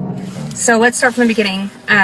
How do you know the guy who works on the shop out here? Richard is my father-in-law that I married one of his daughters last year. Okay, so he is your current father-in-law. He is my father-in-law, and we Okay. live across the street. Okay, so you're pretty close with him. I was very close to him. Boy, it's good. It's good dialogue Okay. today. We think, What do you think happened? I think that there may have been some type of transaction at Richard's house with Isaiah. I don't know exactly the full details of what's going on with him, but I know he's been having issues, paranoia issues, and things of that nature. What do you mean by transaction? Like an altercation? Yeah, what I think is Richard's, he's old school. He's not into the whack of tobacco or the marijuana. And I think maybe he confronted him. Somebody said something about the tarp that you saw. I know damn well your granddaddy didn't tell you, boy, don't smoke around my house, and you got the down tripping. I know this man didn't lose his life by the down because you wanted to smoke some weed, twin. I know I didn't just put it all on your mama, and you jumped on your granddaddy because he didn't want you smoking no reefer around his house.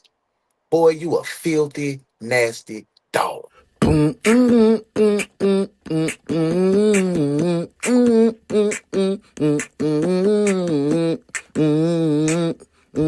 Ugly dog.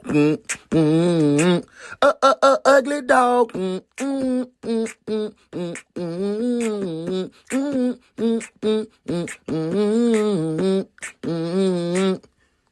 Ugly dog.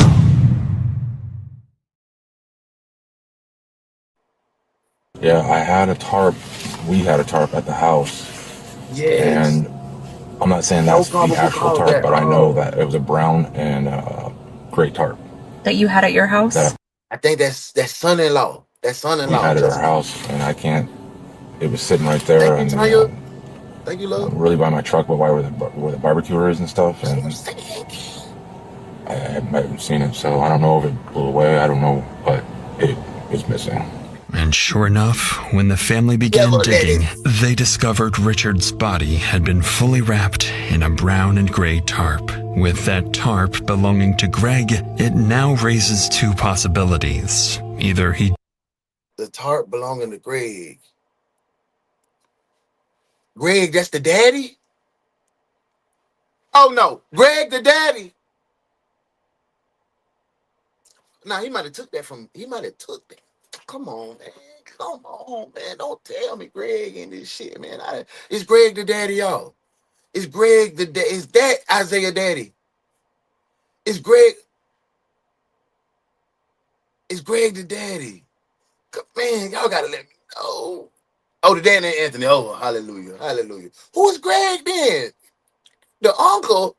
Justice, why I missed the damn uncle? just incriminated himself, or whoever did this used it specifically to frame him. And Greg has his own theory about who may have set him up.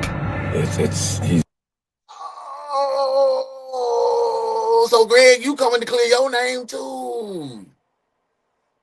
Oh, Greg is in the car. Okay. Isaiah's uncle's Greg. Yes, Melissa. Yes. Greg in the car with the cop right now. This Greg right here. I'm locked in now, detectives. It's pretty strange lately. You've met Isaiah? Yes. Has he ever been to your house? Yes. Okay. And the last time he was there, he was super paranoid about everything. Does he drive Richard's truck very often? Why do I feel like Isaiah is the low-hanging fruit? It's easy to blame this fool. Everybody drives Richard's trucks often, to be honest with you. Okay. People drive them all the time, but I do. 100 surprise face taps like this. Hashtag plot twist after you're done. Know that Isaiah was pulled over today, I want to believe. Yeah. In Moses. You had mentioned seeing tire tracks, is that correct? Correct. Going into the grass. Going into the grass. Yes, sir. Tell me about these truck tracks. I seen what appeared either somebody was backing in or somebody had turned to the right, I believe. Okay. And I seen the tire mark going into the grass, and I seen, that's when I seen it, and then I noticed the hose and everything, like I told you. Is it common? Greg was the one that go up talking about, let's go to the shop. You knew, Greg. You knew. Greg in on this. Damn, is it Greg? Is it Mama? Man. Here on the property for vehicles to go into the grass? Negative. Negative. He never goes on that grass. Thank you, Santiago. According to Greg, Richard's truck was shared and often driven by multiple members of the family, which immediately complicates things, as the tire tracks officers identified at the crime scene no longer. Isaiah mama went over to see her sister and said, girl, you got a tart. Yeah, Greg got one in the back. Grab one. Perfect. Good job, detective. Good job. Now that's what you call being trained properly. I like what you did there, detective. Good work. Just as leads begin to run dry, officers would learn that the search warrant for Richard's home has finally been approved. So detectives quickly wrap up their interview with Greg and head straight back to the house. The moment they step inside the home, the detectives notice a strong scent of bleach in the air. All surfaces have been wiped down, and inside there are clear signs of a cleanup job. Detectives know they're dealing with a methodical killer, possibly more than one, but even then, they would overlook something critical. When detectives inspect the house more closely, they notice spots of blood on the back door handle that had been So it was the daddy that said go to the shop? missed. Their first real piece of evidence tying Richard's house to his murder. And then they stumble upon something even more significant. A knife hidden in the living room, still in its sheath, marked with visible red stains. Whoever tried to erase what happened here didn't manage to get rid of everything. With the scene processed, all evidence sent for forensic analysis, and the family dispersed, the focus now shifts to the man back at the station. Since his arrest, Isaiah has refused to cooperate, but now as officers return to confiscate his clothing, they're about to discover the most crucial piece of evidence may have been right in front of them all day. Okay, Mr. Thomas, can you take off your shoes? What? Let's go be. And then take off your sweatshirt. Bruh, it's hell cold. Okay, I'll try to get you another blanket. You got 2 blankets there. I'll try to get you another one. Oh,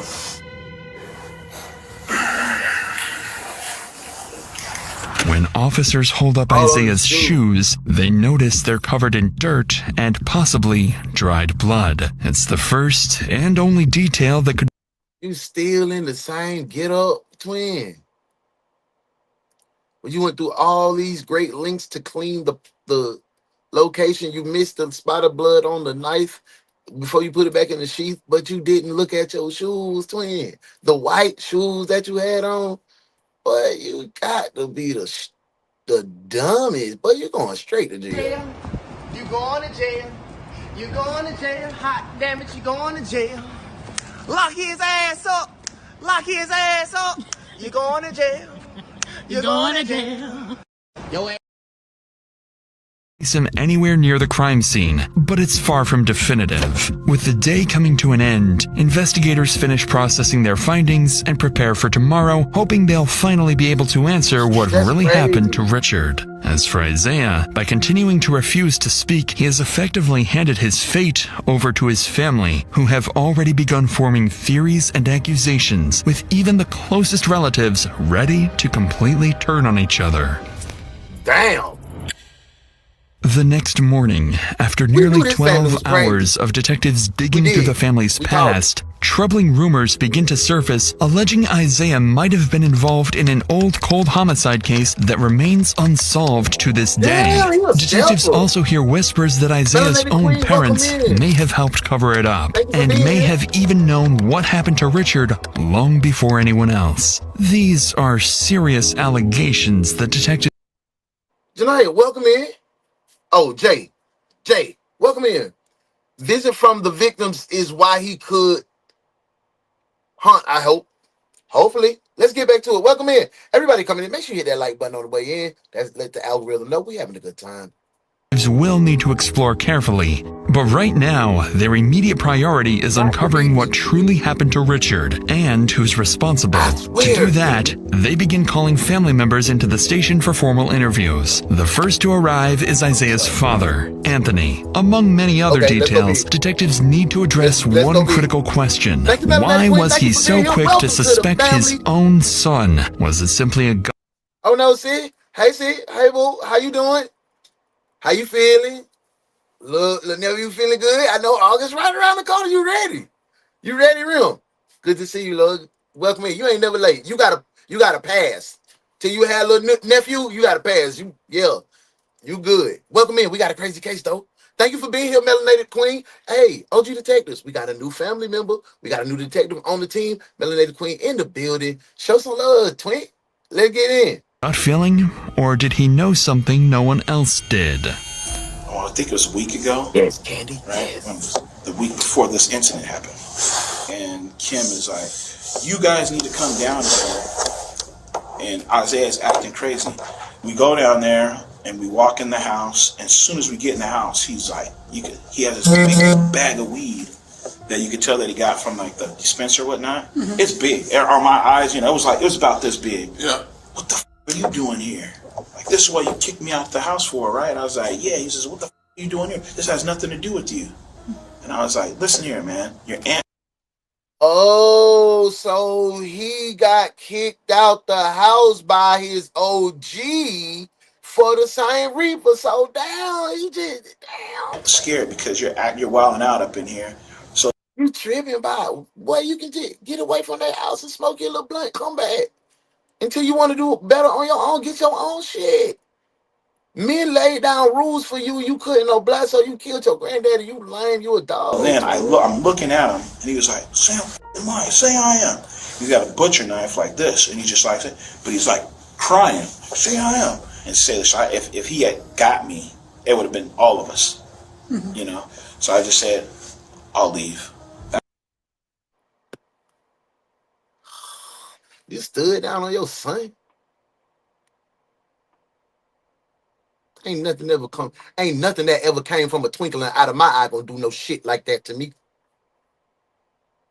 I would have politely put on the case of Marvin Gaye and his father. Back to the case. Where did I mess up, as a father? Did I do something wrong? Like, what did I do? Because this is not you. And he was just like, you're the best dad ever, man. I couldn't ask for a dad, man, better than you, man. It's kind of like, you did everything right. You're a great dad, man. And then why Kim's like bust out crying, and then he's just like, "You want some love? I'll kill you."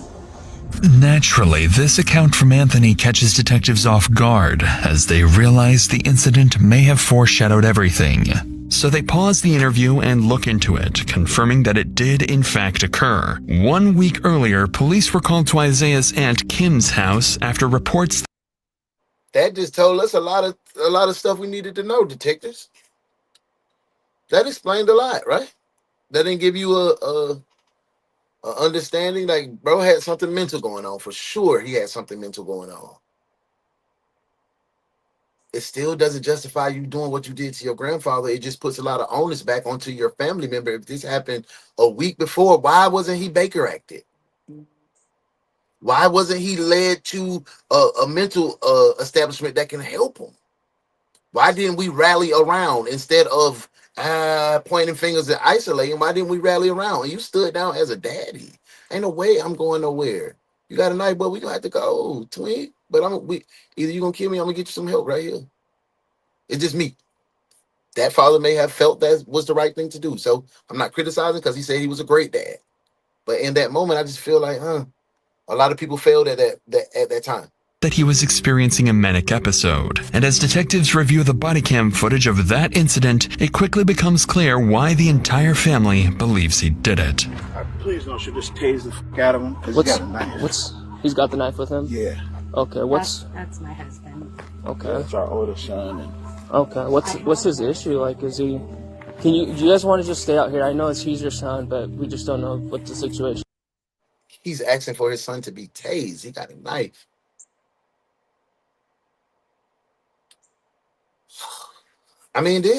Shit. I'm confused right now, y'all. I'm confused right now, and I do need to talk. I need y'all right now. I need to talk. Y'all gotta help me understand. At this moment, what do you do as a father?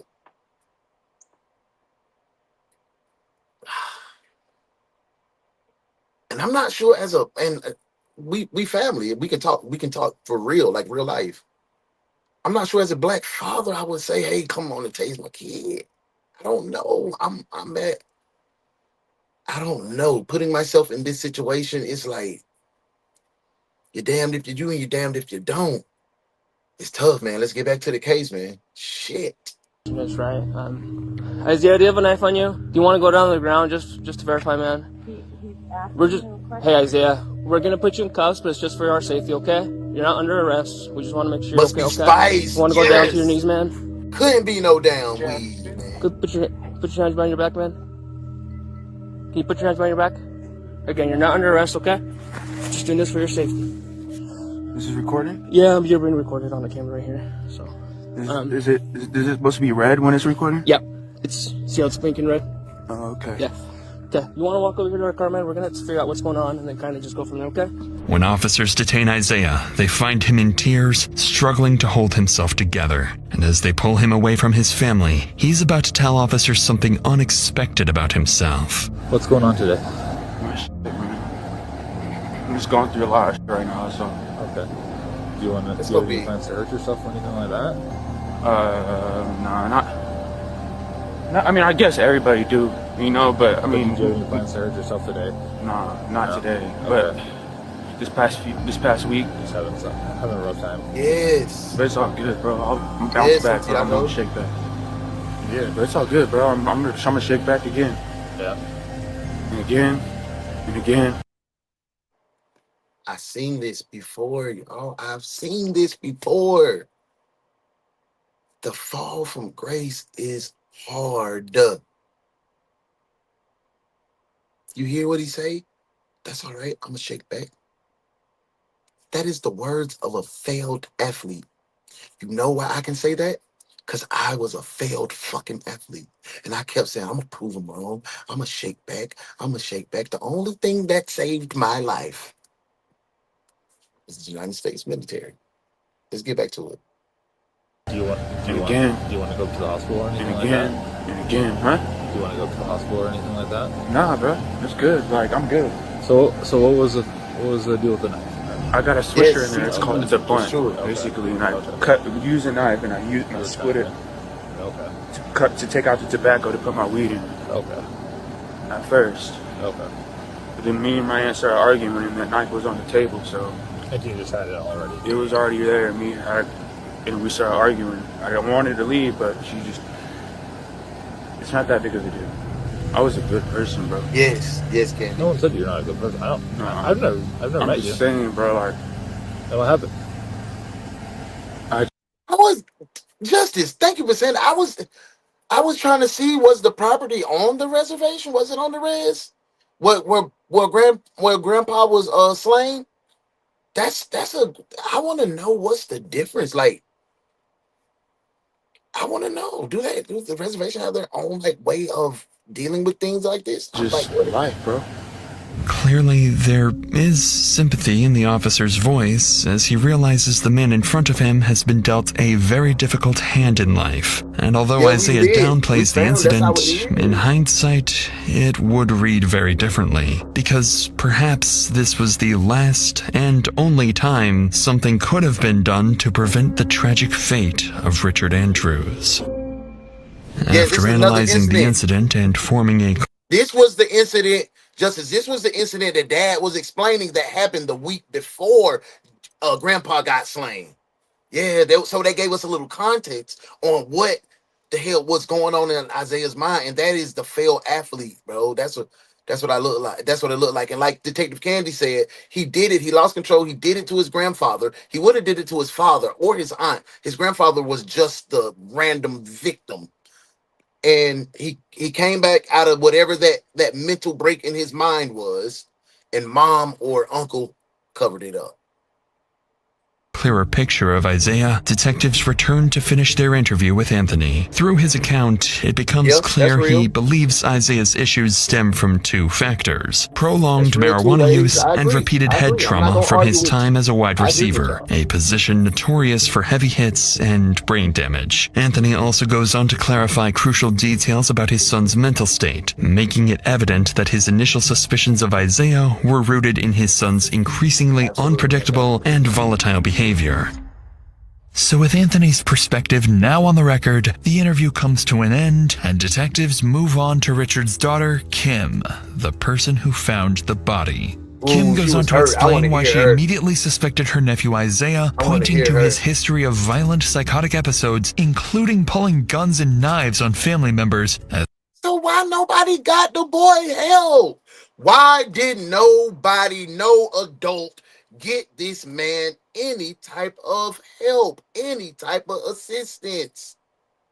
That's what be going on in the black and the brown and the melanated communities. We don't get our people the proper treatment that we need. We just think we can just brush it under the rug. Oh, he just, and this shit is, oh, he just something wrong with him. He crazy. Nah, we gotta love on our folk, man. This was classic signs that Granddaddy didn't have to be gone. If we just would have rallied around Isaiah, took him to the proper places that he needed to be, put him on the medication. Yes, I'm not a medication advocate, but sometimes medication is needed to tame some of these mental health issues until we can find the other way.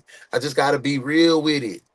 This could have been prevented, y'all. As well as his white vans covered in dirt, something she says is highly unusual for him. Notably, she ends the interview by saying she fears that if Isaiah is ever released, he will do it again. With the case against Isaiah growing stronger by the minute, detectives then shift their attention to two more family members, Richard's daughter Chrissy and her partner Floyd. Unlike and that's why right there, Candy. Candy said, Melissa, you're right. When my son came back from Afghanistan, he was messed up for a long time. It was sometimes really hard to bring him back. Facts. Factually speaking. That's why I advocate for somebody. You gotta push them folk to get talked to, man. And he, CTE, PTSD, it kind of blurs the lines. Is the same. Like everyone else, these two family members are about to become Isaiah's best and perhaps only chance of shifting how detectives view Isaiah's role in all of this. It's hard to kind of start this off. Let's go big, y'all. As far as your 100 tap would have been your father, right? Hashtag morning shield. So I find out that they find my dad buried in the back of his shop. I already knew. I told them, why are you letting that motherfucker stay at my dad's house? You know he's gonna kill him. So I know you have questions for me, and then obviously I have questions for you, and I think they're both geared around the same thing. When I got there, bro, it was weird. Weird. And I'm like, man, something's not right. So I left, and that's when I told her and explained it to her. I even knew something was wrong before he had this episode. I said, something's not right with this kid. Something, hey, you guys might want to be careful. Sure as soon as we leave, all hell's break loose. Explain to me now. Ooh, that makes more sense. I think, I can't remember who just said it, but he was able to overpower his grandpa, not his aunt and his uncle. And that, you see that guy that was just on, he big tall dude. He ain't try that with him. He felt kind of frisky with his daddy. That's what be making me think, like, bro, you was in your right mind then. It takes me off the sympathetic. Something weird was going on with Isaiah. Because prior to this, he was staying with us. And I'm not exactly sure what happened, but he starts a confrontation with my son. You can't he pulls out a pistol you can't. from his drawers. Isaiah, okay. Sets it down. I got a back hold of my sister Cassie, and I said, you know that boy is sick. He's beyond therapy. He needs fucking help. Like he needs to be medicated. The thing, like I said, the only thing that just bothers me the most, that kid does not clean at all. He won't even make an attempt. He'll drop something on the floor and just walk away from it and leave it there. Yeah, his head. And usually I'll even ask, "Hey, where's Richard?" Because I'll say hi to him. But for some reason, it's just the atmosphere was just. I'm like, all right, something's wrong. So I got on the phone with her, and I'm like, oh, he's still wigging. He's wigging hard. And I said, your sister's tripping. I said, your sister acting like she's scared to death. Well, she knows he goes to his episode. Of course she's scared. I'm like, okay. Nobody got that man help. After we found out what really happened. Nobody got him help. She knew what he did. At this point, detectives begin to realize Chrissy and Floyd aren't just angry at Isaiah, they also hold his mother accountable, and the couple's suspicions align with... Cici said, I have to say, Isaiah came across some very good and decent officers. His encounters could have gone terribly wrong considering his mental state. Absolutely. That's why I want to applaud the officers. It's only one officer that got out of control, but now I see why he got out of control, because everybody was messing up the crime scene. Let me do my job, twin. Back up, and then y'all want to fight. So everybody got issues. Everybody want to fight. Everybody just piss poor. Nobody got no understanding. So that's probably why they just thought Isaiah was just like it. He's just like one of us. It's crazy because that's the same thing with me and my mom. We'll get on that later, man. With detectives who still can't explain why Cassie asks them to arrest Isaiah before the body was even discovered. So with all of this in mind, detectives would ask them both point blank who they believe. We didn't even know the body was a body. We thought we had a missing daddy oh, Lord. She in on it. She's in on it. Mama is in on it. Yes, yes, yes. She is in on it. And mama, guess what? You about to be state property. I thought it was state property. State? Yeah. This? Yeah. State? It ain't. It's the road, dude. This ain't no state property. This is private property. Oh, What okay. is your name in her? I want your name. Huh? So I can call down and see who gave you permission My name? on state property. My name Hubert Last name? Jones.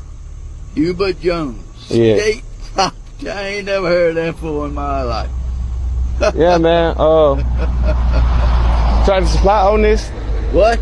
You said Tractor Supply on this pond right here? Crew, Trey Taylor, and Crew Track. Okay. Right out then, I'm his daddy. You was daddy? And a man just called me and called Trey and said, Trey, they're fishing in this pond. He said, lock 'em up. Oh, man. Lock 'em up. Well, you better leave, man. You better leave, because I can tell you, he's going to call it on. Is truly responsible for Richard's death. So I'm on the same page as you. You guys believe that Isaiah's mom.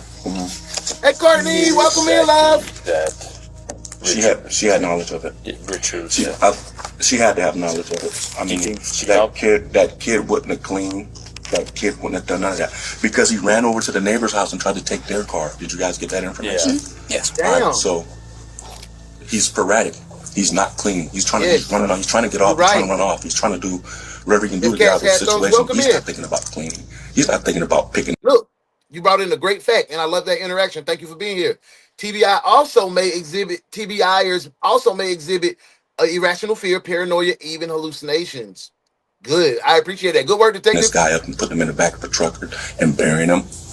And then go down to the valley to go get a tarp and go back up there in her dad's truck and they see it and go back up to the house and wrap him in the tarp and then come back and down to the valley, which is across the street from her sister's house, and bury him. Yes, they said he felt like he was involved in another murder. And oh my God, everybody need to go to jail. Shut up. When you said that you believe that she knew, do you believe that she helped cover the body? And cleaned up? I can't go that far. Okay. I can't go that far because he doesn't have that mentality. What? He got mentality to kill two people? You talking about he got the mentality to burn the body? He buried your granddaddy? At the end of this conversation, if she's not arrested by then, I don't know what to tell you guys. But she didn't sod it up like per se, like, oh, Isaiah is going to do this. And she manipulated the situation I said that. to her advantage. I said that. She knew what her son was capable of. She knew how to. I said that. She is the master Get him to that point master of manic and psychosis.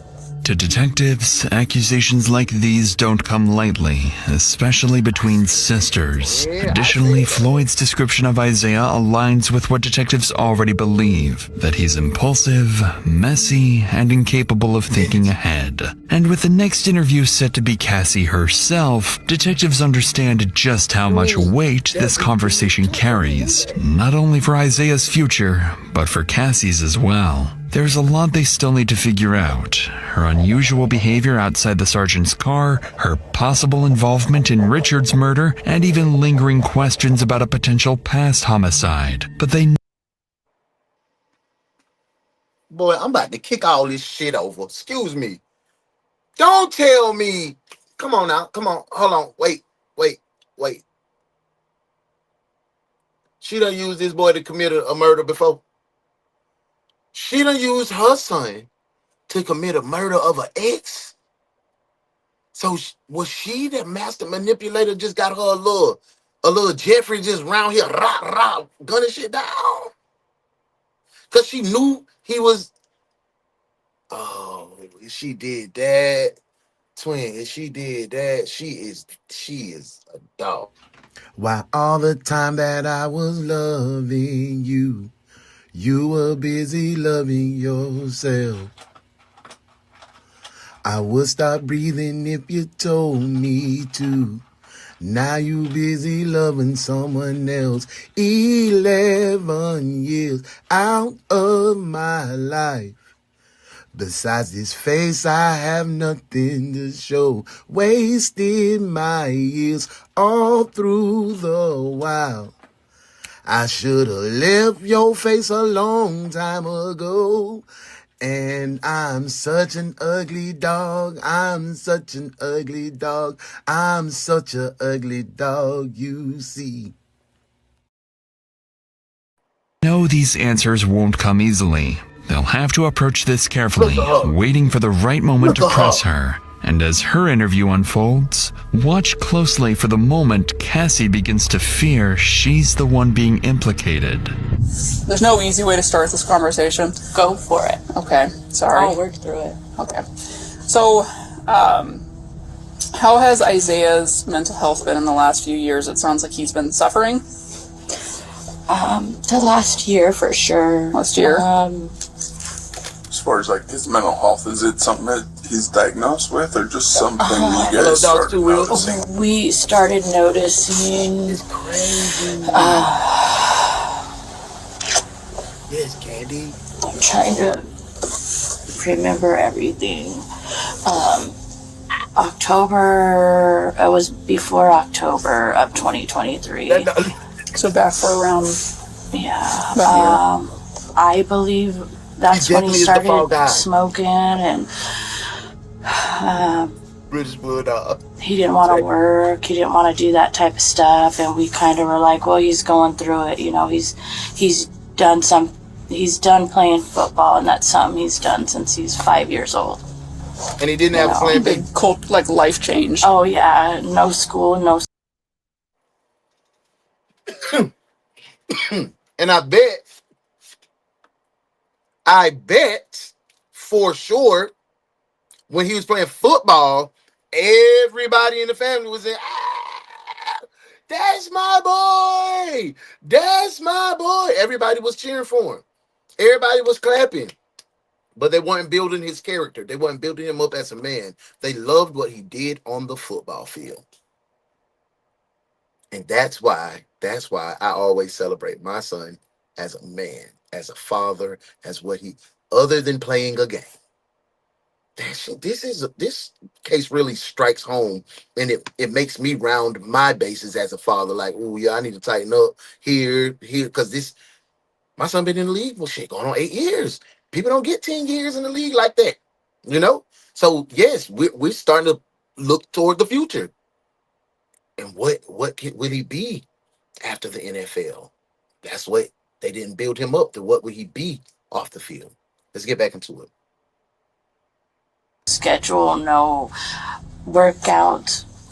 Clearly, Cassie appears emotional, possibly even carrying a sense of guilt as she speaks about her son. Beyond that, nothing about her behavior stands out to detectives as suspicious. But as the interview continues, she begins recounting the same incident at Chrissy's house, where some noticeable differences between her story and the rest of the family starts to emerge. I knocked on the back door. She doesn't keep her back. She uses it for her front door, but it's just... And I walked in, and my son's sitting at her little kitchenette table there. There's marijuana all over a big bag, some paraphernalia. They throwing that weed in there, boy. Weed is the devil, lettuce. But he's sitting there with a knife. What's going on, family? And I walk in, I was like, son, hey, son, what's going on? Talk that talk, Shauna. He got praises by performing and making the family look good. Now he's not a star and nobody's praising him, and it makes him feel like he failed and he can't get off of the mat. What are you doing here? I said, well, what's going on with you? Is everything okay? And he didn't see my husband. His dad came in behind me, and he's seen his dad, and instantly he's pissed. What the are you doing here?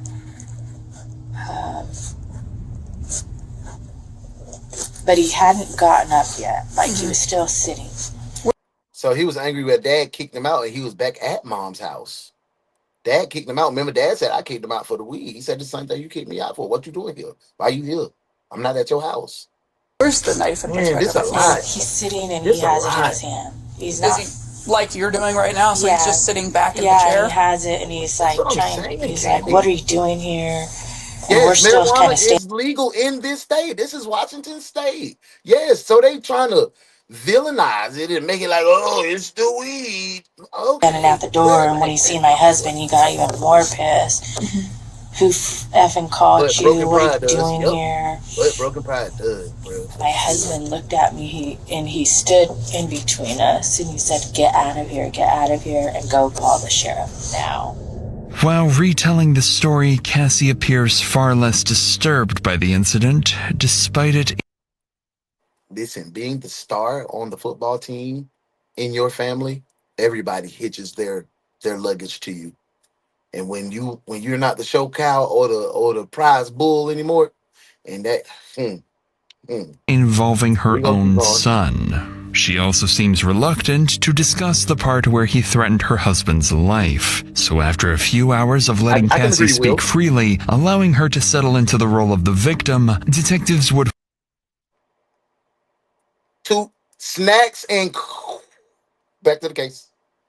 Finally begin to push back, starting with one detail that would clearly catch her off guard. And I don't mean this question in anything, but obviously, like, at this point, I can only see certain things. Did you guys explain all of that about him pulling the knife on Anthony to the deputies? Yeah. Okay. And dispatch, too. And dispatch, she too. said, don't go back in there. Mm-hmm. But I get why they're angry with me, too. You Why know, they angry that's with you? my son. Yeah, They don't think I in on it. did anything to try and help him. And I think most of it is emotions are going to be high right now. And They'll never talk to me again. I already know They that. shouldn't. And they've made other shouldn't. threats. They've also said other things too. And I don't know if you want to talk about those right now, but I think Detective Hunt is following up on that part, but the weird, vague comments about this is potentially not the first time Isaiah has done something. Yeah. And I didn't hear any of it. I was in the house, but they were really going on. Like, he's done this before. And like, killed someone? that was the implication. But she also said that my husband and I helped cover it up. And that they know the name. Tragedies like this happen, and people don't find their loved ones. well, at least we found my dad. Clearly, Cassie is distraught, not only at the prospect of being ostracized by her family, but also at the possibility of That's what I was saying, Candy. Like, god damn, like what? That, and she's a sociopath for sure. Like, man, she is the string puller, bro. Look, she thinks she's a master manipulator. She can just do that little soft ass woman in the damsel in distress ass voice. No, that only works on your son. That only works on your son. And you caught him in his villain mode because he's trying to prove everybody wrong. being suspected by detectives as Isaiah's accomplice. But there's still one more question detectives need answered, after which they'll have made up their minds about Cassie.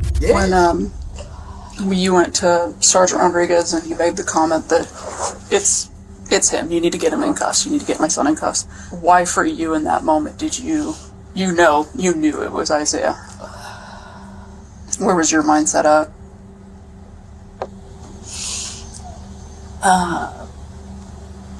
I know I'm asking you to explain like a gut instinct. It's just... I was just the things he kept saying, like, you guys, why are you pressing me? He's like, he's gone all the time, weeks at a time. I said, how long has it been since you've seen him? And he's like, a day and a half. So you've got kind of every other family member that's here. That didn't tell me to say, oh, put the cuffs on my son. That did not say put the cuffs on my son, because he said, why y'all pressing me? He's only been gone for like a day and a half. And that doesn't say, oh, officer, come here, put the cuffs on him. Auntie, why you sitting up here telling that bold-faced lie? Lying. Why you always lying? Oh my God. Stop. It's crazy to me. That's worried and everything like that, and his response didn't seem to match your guys's. Right. You just know. You feel it. It's just like... Then I'm like, he has to get handcuffed. He has to go to jail. You know? I just feel it. You just feel... Man, girl, get back. I know your ancestors speak to you and y'all have rituals that bring your ancestors' voice and you are guided by your spirits. I know that. I respect that. But I don't think your ancestors gave you no feeling talking about, no, what gave you the feeling is your guilt. Your guilt gave you the feeling because you helped cover it up. This is second time. Not it's your daddy. Y'all going to jail. You, your husband, and your son. Go. You going to jail. You going to jail. Hot damn it, you going to jail. Lock his ass up. Lock his ass up. You going to jail. You going to jail. Your ass. Felt it. And I'm his mom, and I'm not in denial. And I do think personally you did the right thing. I think you handled everything as best as anyone could, as best a parent could. And I don't think that me saying that's going to bring you any comfort, but I do believe it. Despite her unusual behavior, the detective appears to take Cassie at her word, believing she may be genuinely innocent. Her family, however, remains unconvinced. After wrapping up this and several other family interviews. Y'all think she innocent? Real quick, yes or no, detectives? Yes or no? You think mama's innocent? Yes or no? Put it in the comments right now. Come on, let's run it up. Let's see. Interviews, investigators find themselves between a rock and a hard place. So far, there's no concrete evidence that Chrissy or anyone else was involved. In fact, at this stage, there's barely enough to definitively prove Isaiah's involvement. So Isaiah remains in jail, hoping that with the right lawyer and no further discoveries at the house, he might still be able to walk away scot-free. I don't think the dad was involved either. Ooh. 1 week passes before the case finally sees an update, but it's not the one investigators were hoping for. The autopsy results have just come in. According to the coroner, Richard died at his home from a severe knife wound to the neck that resulted in significant blood loss. He also showed signs of blunt force trauma to the head, along with bruising around both eyes. His body was then dragged out and later buried in a shallow, tarp-wrapped grave at his own shop. But even with these horrific findings, it says little about who was responsible for Richard's death other than suggesting it was someone deeply disturbed. And with every passing day, both detectives and the family begin to fear that the person or people responsible may never face justice. Damn. How, but More than 2 how did we have enough evidence to say Isaiah was in this shit? We can't pull up no DNA. The knife ain't had no prints on it. Oh, it was cleaned up. It was cleaned up. Damn. That's crazy. That's months crazy. pass, and the case begins to stall. But then, investigators catch a break. They receive a major update from the jail where Isaiah is being held. So detectives rush over and meet with one of Isaiah's... Watch. He gonna be in there just for, well, I did this, and this, trying to be a peacock in there, trying to be somebody in the joint. Boy, come on, twin. Isaiah's fellow inmates, who has some very interesting information to share. I told you. We're both detectives with Most Lake PD. I told First you. Let's off, we're go not here big. for your case. You're not in trouble. We've seen this several times. The police stumped, has no clue. All they working and they dragging. Look like justice will not prevail until the criminal get in the jail and get the jabber, jaw, just running their mouth. And these young jits, these Jeffries, they come and be like, hey, twin, such and such told me some information, cut my sentence. Always, every time, bro. Or anything like that. This is about a different case that we wanted to talk to you about. That's what I'm saying. With Isaiah Thomas, how does he act in there? Crazy. He's kind of like out of his mind. Yeah. What kind of stuff does he do? He bangs on the door, and then he starts screaming blood, blood, blood all night, and he doesn't let us sleep at all. Okay. So all night he's keeping people up. Yeah. Fingerprints. Does he piss people off there? Yeah, he does. What have you heard as far as like his case?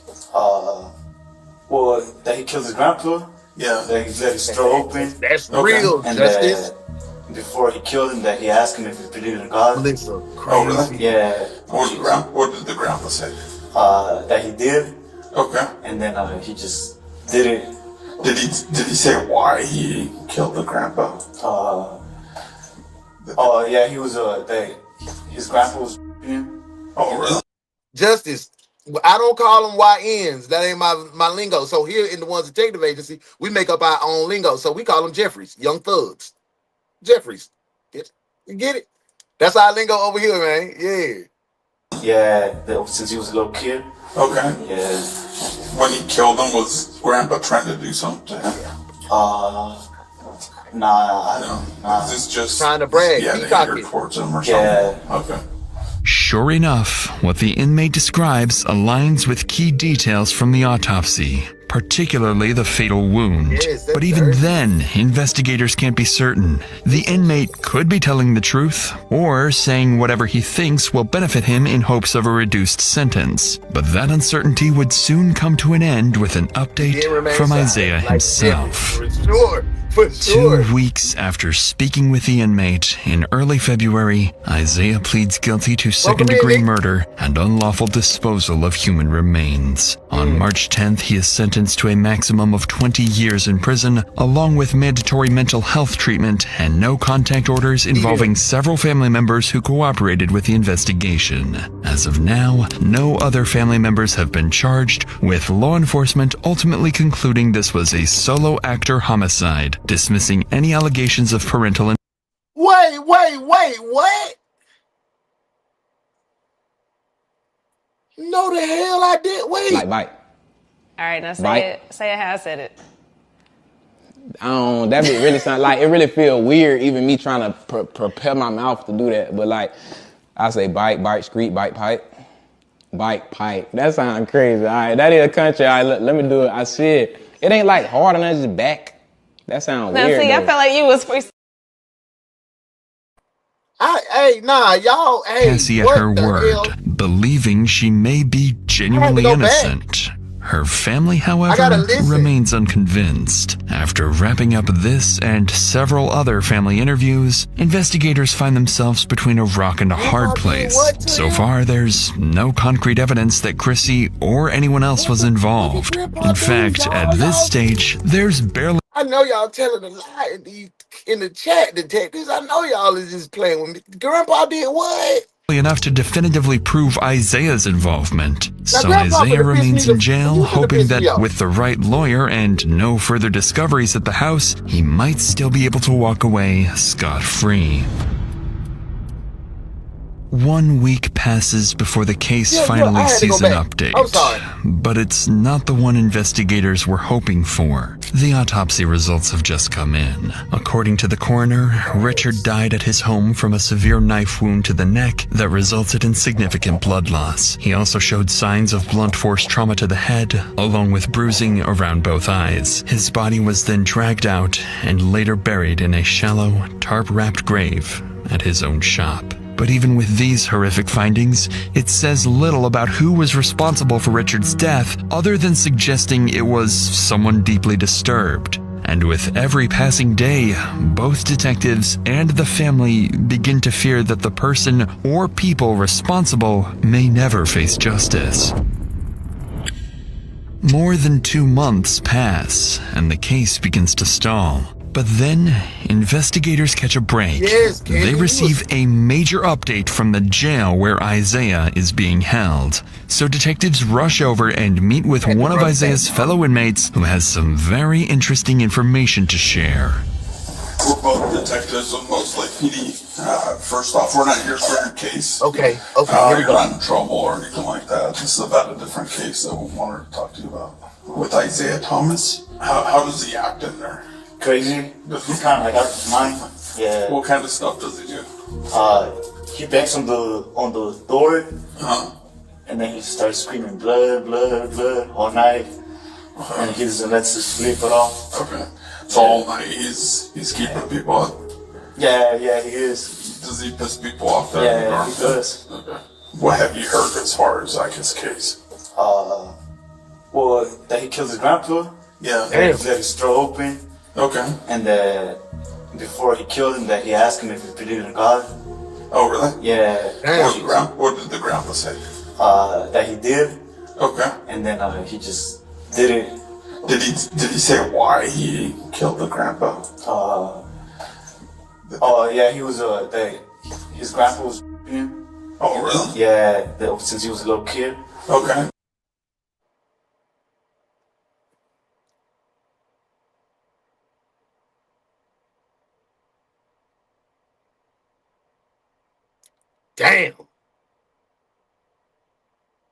Damn, that's crazy, twin. Yeah. When he killed him, was Grandpa trying to do something to him? Nah. This is just he had anger towards him or something. Yeah. Okay. Sure enough, what the inmate describes aligns with key details from the autopsy, particularly the fatal wound. But even then, investigators can't be certain. The inmate could be telling the truth, or saying whatever he thinks will benefit him in hopes of a reduced sentence. But that uncertainty would soon come to an end with an update from Isaiah himself. 2 weeks after speaking with the inmate in early February, Isaiah pleads guilty to second-degree murder and unlawful disposal of human remains. On March 10th, he is sentenced to a maximum of 20 years in prison, along with mandatory mental health treatment and no contact orders involving several family members who cooperated with the investigation. As of now, no other family members have been charged, with law enforcement ultimately concluding this was a solo actor homicide, dismissing any allegations of parental involvement. And as for the alleged prior homicide, police have so far found no evidence linking Isaiah to any unsolved cases. What? Man, how did the parents finesse out of that? Y'all know what we got to do. We got to go ahead and book Isaiah, unfortunately. But the question is, are we sending Isaiah to the crazy hospital or to regular jail? So y'all tell me the warrants that we going to do. And I'm going to go ahead and load up the second case because it is DoubleCase Friday. So while y'all letting me know what you want to do in the comments, what you want to do in the comment section, where we want to send him to General Pop, or we sending him to the mental house. Y'all put that in the comments, y'all. I'm gonna go ahead and book him, and then we'll decide if he go to the mental. Okay, I see a couple mentals. And the flapping them gums got him in trouble. They can go to all General Pop. Nick, they can all go to General Pop for sure, twin, for sure. Private gun for, hey, welcome in, Unique. Mental. Yeah, let's send him to the mental hospital. We're gonna go ahead and send him to the mental. He need to be taken care of. This one right here isn't wrapped too tight. We can't send this one to regular jail. Lock him up and send him to the crazy house.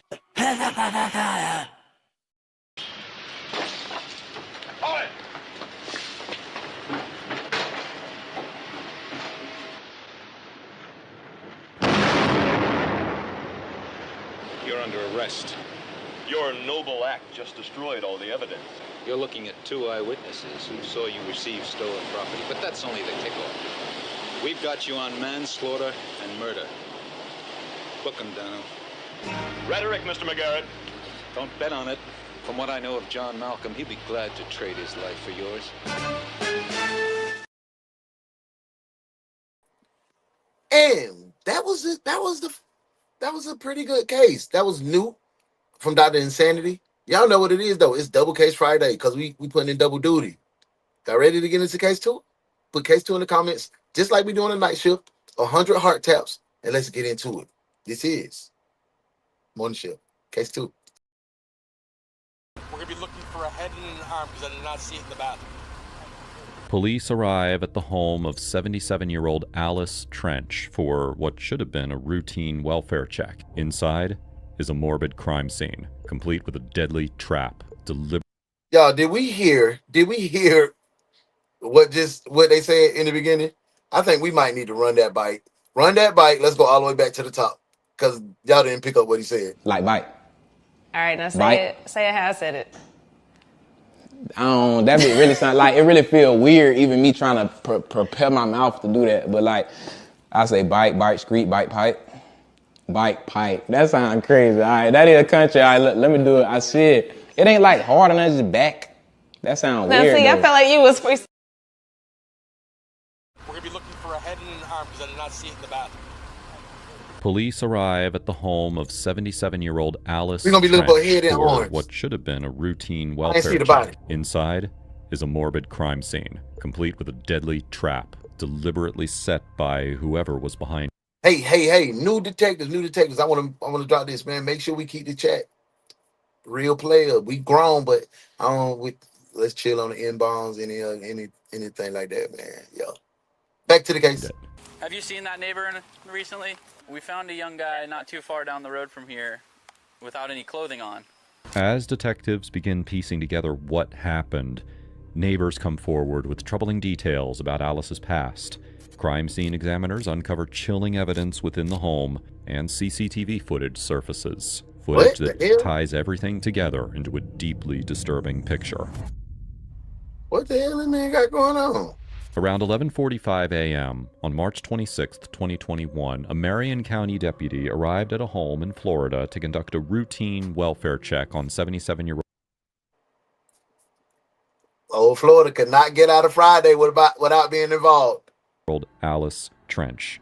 Little did he know that Dude is the super moment high. he would step through that door, nothing about this call would be routine. I'm talking about just swinging and banging out there, Justice. Homie was just trying to escape for real, Heather. Welcome in, Heather. Hey, love.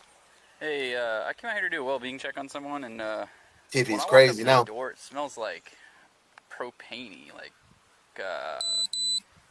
kerosene burning. Kind Crazy of house smell. already And I incoming walked for up to the sure. door. No, it smells like kerosene. Like I don't know how to explain it, and I don't like the friggin' smell of it when I walk up to the door. I only smell it when I walk up towards the door. It's crazy, man.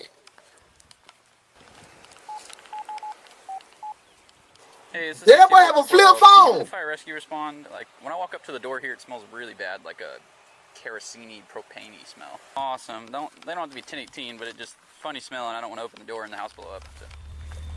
The deputy is right to suspect that something disturbing may be happening inside the house. For now, as he speaks with the neighbors, the details raise further concerns about Look at Miss Alice's Alice. well-being. Oh, that ain't Miss Alice. Have you seen that good old neighbor Florida recently? Not this one, 2 houses down. Oh, Alice and Nick? Yes, Miss Alice. It's crazy, bro. Gotcha. You haven't seen him driving in and out recently or anything? Not today. Not today. Did you see him yesterday? Yeah, she goes up and down the street quite a bit. Like walking or? No, driving. Driving? Okay, what does she drive? Is it the car that's in the driveway? There's like a black... Yeah, I think that's it. It's like a dark, kind of grayish black Cadillac? Yes, that one. Okay. Is her car. Gotcha. Don't buy that weapon. Her daughter's calling, worried Meth about her. And lab. I've knocked on the door and it smells kind of gassy. Like. But I think he trying to cover up evidence, though, Justice. Like, I think somebody just said that trying to blow it up, Heather, trying to blow it up to cover up the evidence. Like, this Propane. it's I crazy. don't know. We're waiting Hit that like button. Fire rescue. 100 surprise taps like this. No, don't knock on the door. Damn. No. Does she know that he gets in so much trouble? Does she know that it's a wellness check, maybe? I'm not sure, but just because of the funny smell coming from the door, we're going to have fire rescue check it out because I don't know if it's gas. Well, started out here, bubbles out. Yeah, but he got the bubbles just popping everywhere, ain't it? Charlie? We'll see. Only because, the police are called so much because of Nick, her grandson. Who's her grandson? All I know is by Nick. I don't have anything to do with him. What's he look like? What is it? Grandson kill you? What is... You know how they be making up holidays nowadays? National Auntie Day, National Boyfriend Day, National Blowjob in a State Day. You know what I'm saying? What is it? National Off Your Grandparents? Like, what is going on today? Damn. He's a nice-looking young man, but I mean... Miss Helen. She's telling you, you're a nice-looking young Miss Helen. We trying to find out what happened with Auntie and you. Has he ever been found not with clothes on? Is he kind of... I don't know. No. I really don't know. We found a young guy not Probably too smell far around down the road eggs. from here without any clothing on. Today? And he wouldn't tell us his Look at Mr. Wilbur back there. He coming out there to see what Miss Stacy out here talking about. name. We couldn't figure out who he was. It was probably about an hour or two ago. Only a short time before arriving at Alice's house, the deputy had been involved in arresting a Lock her up. man who was found walking around a preschool with no clothes on. Concerned for the children's safety, staff quickly brought them inside before alerting officers. This only agitated the... Oh, bruh. He a dog. I know he might be off. He definitely is off, but he's a dog, and we definitely need to get somebody out here quick, 1018, because he need to be going to jail. You going to jail. You going to jail. Hot damn it, you going to jail. Lock his ass up. Lock his ass up. You going to jail. You going to jail. Yo, suspect, who then tried to force his way into the school before loitering in the parking lot. Deputies arrived shortly after and arrested him. Now, while there is no confirmation that this man Nick, is nah. You good, Nick. You straight. You family. You knew. You just came in. We vibing. But, we just got we got everybody. Everybody. It's a whole chat community. It's a lot of different people. So, we just try to keep it peak. Ain't no problem, man. You good. It's love. Trust me. You see, ain't nobody doing no tripping, man. Ain't nobody doing no tripping. Keep vibing, keep doing what you're doing, keep interacting. We appreciate the engagement too, man. We family for real. You ain't do nothing wrong. You see, we ain't do no tripping. Alice's grandson. They will soon uncover a chilling connection between this man and what awaits inside her home. I mean, he did that in front of them babies, though. But I know one time there must have been 15 officers that came down. But how you get booted? They were pounding on her door, and they were saying, They said, man, he doing too much today. she had to be scared to death. Gotta be quiet. So, Must have been something to do with the warrant, or he ran from us or something. So. It was something to do with him. So she might not answer, but if she knows it's a wellness check. Gotcha. I'm gonna go I'm gonna talk to him real quick. See if Frank he's and maybe me. seen them this morning. Thank you. Have you seen them today? No. No, you haven't seen either one of them? She's home because the car's there. What's that? Now, early this morning, about 3 o'clock, I went up to get a newspaper. His bedroom's right there. You see that, Nick? You good, twin? You good, twin, for sure. So he was there. Appreciate that, Nick. I'm talking about 3 o'clock in the morning. Okay. Do you know if they use like kerosene lanterns or anything for heat? I have no idea. But he's got so many tools in that shed, he probably could have one. Gotcha. Do you guys have natural gas here or anything, or propane ran? Is No. it like nothing? Nope. Nothing. Okay. Do you know if they have propane or anything? I have no idea. You never seen their stove or anything like that? They call them steak. Don't There's look, Ethel. kind of a gas smell coming from the door, so I don't want to open it. Really? Oh. And it could just be he may be working on something in the garage and it's getting out there, but I don't want to open the door and it be whatever it may be and something blow up. She's home because the car's there. Absolutely, yeah. I tried knocking on the door, but once I started smelling that smell, I kind of got away from it. All right, you said you're driving by or walking by? Walking. Walking by and you heard a lot of loud music around what time, you said? I would say it was about 10 minutes to 9 when I came through here. You don't He's know getting if yesterday's paper at 3 a.m. No, sir, not that I've noticed. But it wasn't rap music, it wasn't hip-hop, nothing like that. It was just...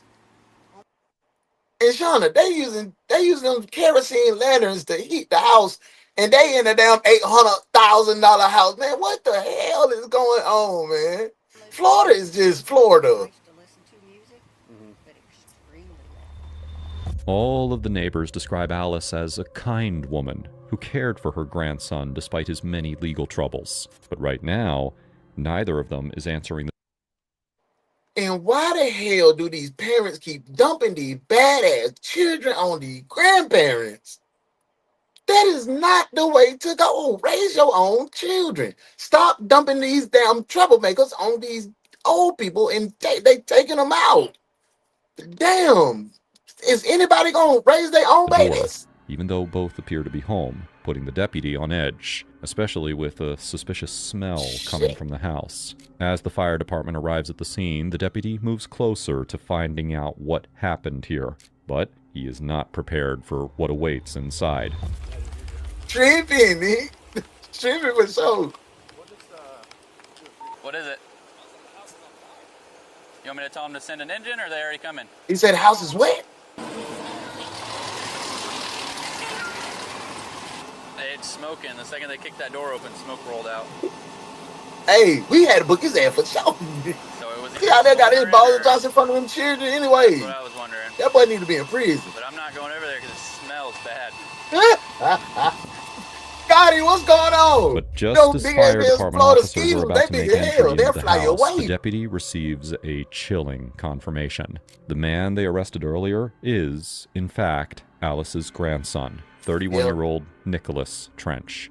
This could explain why he was found in such a dismal state, possibly having witnessed something that had set him on edge. But the reality of what Nicholas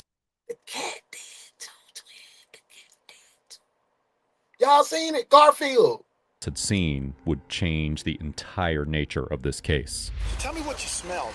To me, it smelled like kerosene. Like my grandma used to burn a kerosene, like a little stove on the ground for heat, and that's what it smelled like to me. But I appreciate it. Thank you. The more I think about it, it kind of did smell like plasticky now. But the kerosene is just what hit me. I was like, So did you see any smoke coming out of the eaves or anything like that? no, I didn't see anything. But I didn't notice any smoke until they kicked the door in. Okay. That's when I started seeing the smoke roll out. But it wasn't. Door very was locked When they got when you got here, was the door still locked? Or I didn't try and open it because I didn't know if it was propane leaking or whatever. Oh, so I didn't you want smelled something and said, "Hey, I'm not going." I backed out. Yeah. Okay. Shortly after fire crews enter the home, they report a deceased individual in the bedroom. But as the sergeant enters, he will uncover more gruesome details about the crime. Well, dang, twin. There was a naked guy. I can't think of his name. Last name's Trent Nicholas. He was over at off 103rd. Plasticky. You know that Yeah, like daycare place on the right if you're heading towards the Oaks. It's like in the back of that plaza. Cap Hook, too much kerosene. Damn. And he destroyed the fence and was washing. I'm telling you, crazy how what? So they scurried everyone inside. Well, His duty ends up 10-15 on the criminal mischief. criminal mischief, man. That should have been child abuse. You got your Balls and Johnson all on the front door of that daycare, man. Get on out of here. It's little kids in there. That should have been child endangerment or something. So now later, You ever seen Weenie? Yeah. here for well-being check, and I You go to put the door, and I smell something that smells like the real hot dog. kind of Okay, that's the last one. I'm gonna go. lightheaded. And I guess she's I don't in know. there on the Crazy bed, shit, on fire. man. That's all I know. I don't know if it's Yeah, Chili's not even phone. Investigators made a disturbing discovery. Alice had been killed, and her body decapitated and dismembered. She had then been placed on the bed, which the killer deliberately attempted to set on fire, likely to destroy evidence. The smell that first raised red flags for the deputy. But before we continue, we need to mention something we can all relate to. A lot of... Okay, people going to the gym, they're gonna do their thing. He decapitated her. He decapitated her. Like, what the... This... What could have... What grandma do so bad to not just... You not just take her life. You took her and her... Like, that's truly mental health. It gotta be. It has to be mental health. The last person you can depend on, the people, your parents abandoned you, or they may not be alive, but nobody else in the family wanted to deal with you but Granny, and you thank her with decapitation. I don't know what's going on with the grandma and grandpa and grandkids relationship nowadays. Where are you going? See if I can find him. Oh, aren't you going to eat first? I don't want any. You don't want any? I've been cooking all day. You can at least try a bite or two. You're hot stuff, you know that? I mean, I've been cooking all day. I missed Oprah, Phil Donahue, Joan Rivers, and Dr. Ruth. I don't know what's going on. Exactly. The kids need therapy now, bro. And he didn't get a charge for that. Looked around. I mean, who turned that on? Man, these folks It fool was me. on. I was saying, I wonder who turned it. We didn't turn it on. I'm sure he did. Brittany, Okay. welcome in. So, Drugs are bad. For a head and an arm because I did not see it in the bathroom. Oh, A great. head and arms. And he was between here and that daycare? Yeah, so we got a canine coming. In that front. Let's go big, There's a y'all. red suitcase on the floor with a bunch of those blankets. Nicole, welcome in. Body parts could be in that suitcase. Okay. So, but I got everything best I can. Okay, that's fine. So as long as it's on there. Dang. See, why he didn't get charged? Why wasn't he The charged? sergeant eventually determined that the killer had placed the body parts in a laundry basket and left them in the bathroom under a running shower, leaving everyone with one question. Why would someone do this to a kind grandmother? As the homicide investigation Will, what's up, continued at the family? house, deputies at the station did not have to Tonight, look far for their tonight is primary GA suspect, Friday. as It's GA Nicholas was Friday already tonight. detained following the preschool incident. With no physical evidence yet directly tying him to Alice's death, the case hinged entirely on what happened in that interrogation room. If Joyce is detectives were crazy. going to place Nicholas at the scene, they would need more than instinct. They would need him to put himself there. And getting a man like Nicholas to do that would take every bit of interrogation skill. Yeah, he tweaking out. He thirsty. You see how he drinking that water? Yeah, he took something. It might be mental health combined with drugs.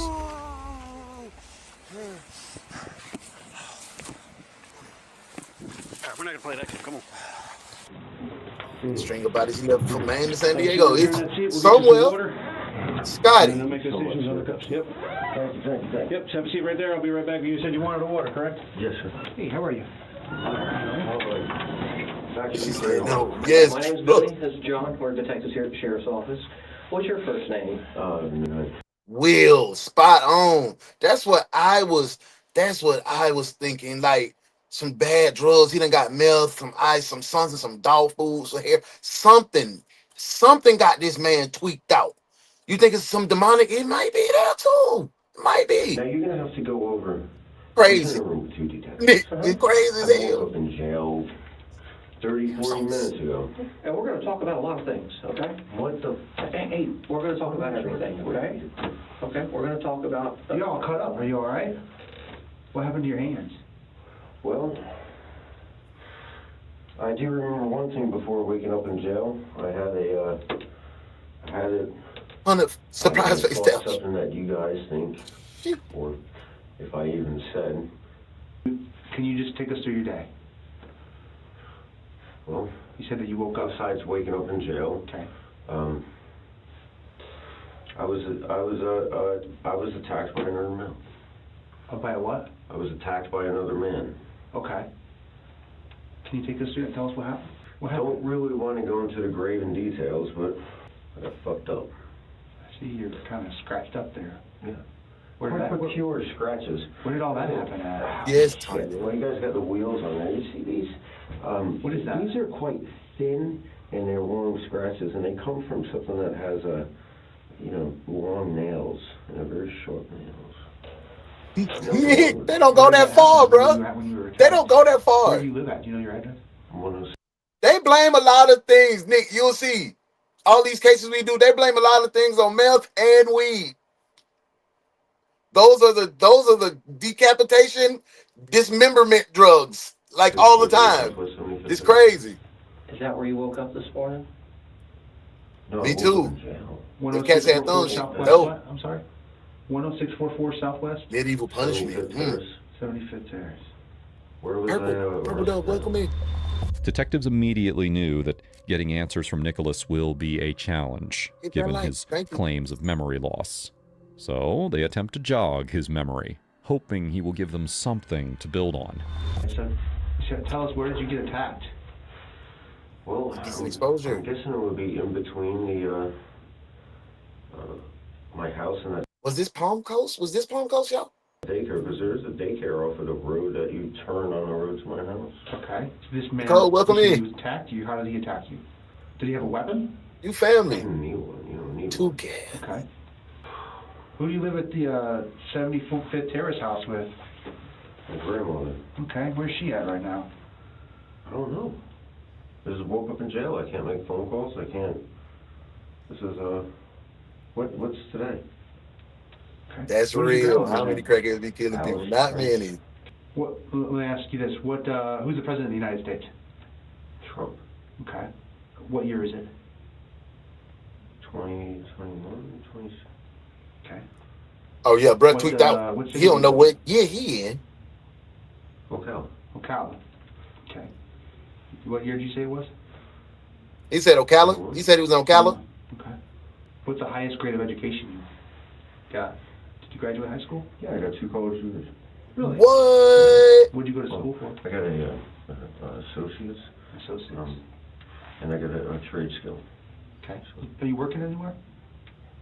No, I work for myself. You work for yourself. So obviously, it's important that we talk to you and find out what happened today. Because, there's some stuff that's... What am I pretty... It's a couple wheels in here. I think it was like criminal. And it's crazy. Both of y'all got the purple W. I'll have to double check what they were. We weren't the deputies that came and out then where you this were wheel at too. But I'll find out what they are for certain, okay? And Will, he got the great W. Like real drunk, and then I'm walking around and I'm trying to get out of the sun, and because I'm just that Murph, no Murph. Welcome in, Georgia Peach. To this parking lot, and then I just try to go walk up to where there's shade, and I heard a bunch of people yelling and stuff. Okay. I didn't know I was naked. I didn't feel I was naked or anything. You're gonna get in trouble for this, but did you take anything? Did you take any drugs or alcohol today? Yes, she fought in bed. Okay. Do you use drugs or alcohol? I used to. When was the last time you used? I've been on probation for I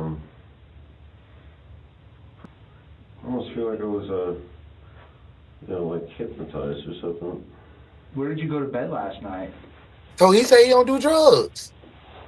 So what could it be? It's a random question, but I don't know if I can. I'm glad she fought back too, man. When detectives realize this strategy is not working, they decide to cut to the chase and directly mention Alice. What's going on with the grandma? What do you mean? We're just looking for some indication of what's going on with your grandma. And she's Neither have I. I try to pass it to my grandma. Grandma, it is. kind of hangs out at the house all day with the cats, and Gotcha. Have you guys had any problems? You guys get along okay? we get along very good. Okay. I mean, Opens as the door much as for them. you could with a elderly lady, you know. Why are you asking me about my grandmother? We're just trying to figure out, obviously you don't remember where you were and, He who lives with you and your grandma? It's just me and my grandmother. My grandfather passed away about a year or two ago. She's not in the best of health, so I choose to work at the house instead of. Yes, he got a whole something's being away from the wrong. house. My grandmother okay. He's working the alibi angle for sure. My grandmother okay. We're hoping you can tell us. What are you trying to insinuate? I'm not trying to insinuate. What? We're trying to ask you where you were. Most people. Case two, Unless King. you've It's case two. experienced traumatic brain injury. Probably every. They found grandma no head, no arms, Right. and he was slanging his balls and Johnson in front of the Let me daycare. explain something to you. Most people, And that's unless grandma they've grandson. experienced significant brain injury or something like that, they're going to remember at least some details about what happened. I don't remember anything. The last thing I remember. Feel like I'm was, hypnotized. Yes. that Y'all think he's satanic? my house I'm thinking. I'm thinking now. It must have been a few days ago. Yeah, Shauna. Some I'm at the medical. house, Some mental health working for on- sure. What were you working on? You talked to Billy. I'll be right back. I was Yes. working on a friend's with you. Hyundai. I was putting an engine in it for him. Okay. What He day ain't was fooling that? nobody but himself. Nicole said. So you said today was Friday? Yeah. Maybe like Monday or Tuesday or And you don't remember any of the rest of your week? nothing. Nothing at all. Man, Nothing at all. By now, it is clear to the detectives that Nicholas knows far more He about playing. what happened. But while he He is playing choosing like to hide hell. the truth, his injuries tell a different story. grandma was fighting, Yeah, boy. You got on your hand there. You cut yourself with Grandma a saw was or something? fighting. Yeah, if he's sober, he's satanic for sure. For sure, Nick. No ifs, ands, or buts about it. If you didn't have to get doped up or you got some mental health, boy, yeah, you just the devil. Oh my God. Look all the cuts. Grandma was fighting. You got some good scratches there, man. But when Nicholas What's up, finally gang? begins Gang, to gang, what's share going on? what happened, his Grandma answer gave him the blues. is not what the detectives expect. Friday. And this all happened today. You found me at the daycare today on Friday. Oh, damn. Yeah. Friday, March 26th. Come on, you know what happened. I came home from. I was around the corner at a friend's house. Okay. And I came home and. Not being attacked by satanic events though. I don't think so. I don't know. That's grandma fighting back. I usually forget my keys. Okay. But she never leaves the door unlocked. But the door wasn't. She was trying to make him stop. Right, Tanya. The door was unlocked. That boy just want to keep them clothes off, ain't it? Walked in the house and. Not under attack. That seems very certain of you guys. Like, he's just evil. Yes, he's just evil for sure. My grandma was fighting back. And if grandma would have had 10 years more youth on her, because they said she was 70 something. Look at that man. Nah, grandma couldn't do that with him. Okay. See, he knew he was at the daycare. This fool acting for sure, yeah. Trying to get like, oh, I'm crazy. That's where I was attacked at. Straight up. At the house. Yeah. Hooligan, what's going on? Grandma definitely fought back. I'm glad though. He lame for jumping on their grandma and doing it like that too though. I came too, but I remember the alarms waking me up. There were alarms that woke me up. Okay. Beep, beep. Laid down. Beep, beep. He would have been laid down if she had 10 years. And I went right into the back door. Boy, what? They gonna do him the wrong way in that jailhouse, man. I went right running after somebody. He just messing around, for sure. And then I wake up and I'm on a fucking Amen. cold bench in jail. Can you describe the person that you saw? Where was your grandma when you came home? Had blood on him, yes.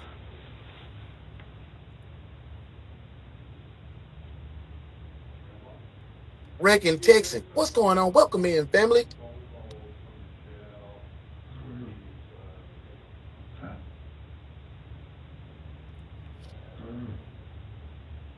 It's a demon, for sure. Bruh, say something, fool. When this person attacked you or whatever, what He did you just- do to defend yourself? Yeah, them kids he traumatized for real. Or you said you ran, right? And grandma fought back. That guy a little slow. Who that? What's going on, family? Good to see you. That boy a lot of slow. Pissing me off.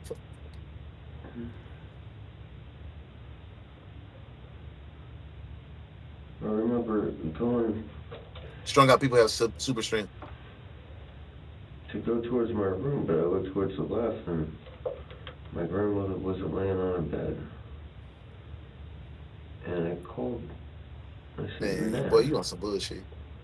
I didn't get a response. And then For real, King.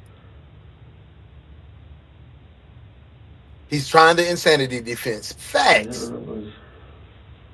Grandma was saving them kids. It happened somewhere. Grandma saved them kids. Right by the front door. Let's get to 100 for the end of the screen, please. Okay. Appreciate that. Thank you for that, Santiago. I'm out cold and he's a dog face liar. fire alarms are going off. I wake up. You doing some ritual. Hey, Lori, welcome in. I haven't seen you in a couple lives. I hope everything is good. Good to see your face in the place. The back door is open. Thank you, Santiago. That boy is not right. Not at all. A Mexican American. I went through. I ran through the. I'm proud to be an Mexican. Through the woods. Okay. Y'all hell. And then I wake up on by a daycare. Okay. Well, I'm not a psychologist or anything like that, okay, but sometimes when people experience really traumatic things, their brain can shut out parts of experiences. You ever heard of like a... Don't give them a scapegoat. Someone that experienced something really horrible, they can't remember parts of it, right? You think so? You think on some psychotropics? Welcome in, Colette. Thank you for being here. Welcome to the family. You might be right. Really important. You definitely might be right. I think. There was this old man that I used to help out. Okay. About 62 years old. And everything I did for this man, he good. I'm glad you good. He always found some type Welcome of back, Self. Welcome back. He was just not a very...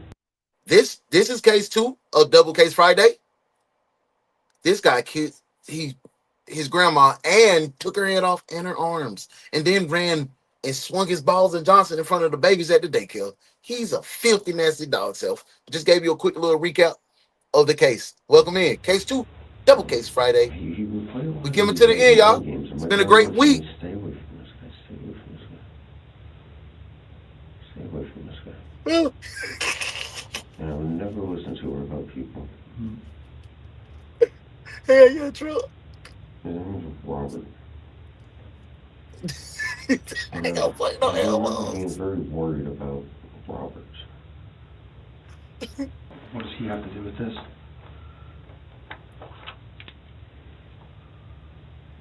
He was just a very close friend of mine. You ever been around somebody and you just feel... Shauna, because is it medical? Is it... So just, I felt that... Nothing wrong with him. This dude Yeah, normal people do that. Seek some type of revenge, some sort of way.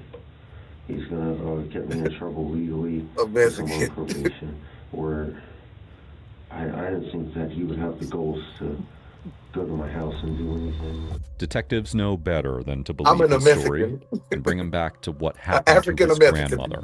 Figure out what happened. I told you, Robert Dalton was in my house, and I was attacked by Robert Dalton. Robert Dalton did not jump on you, fool. Robert Dalton did not. Bobby Johnson. Break for a second and go look that information. That man said Robert Johnson. That man said Robert Johnson. Bobby done jumped on him. That man is really in the interrogation room like this. Please tell me why you stopping me? Yeah, I'm about to. Huh? I'm about to. What? I'm about to tell you. Stop sign?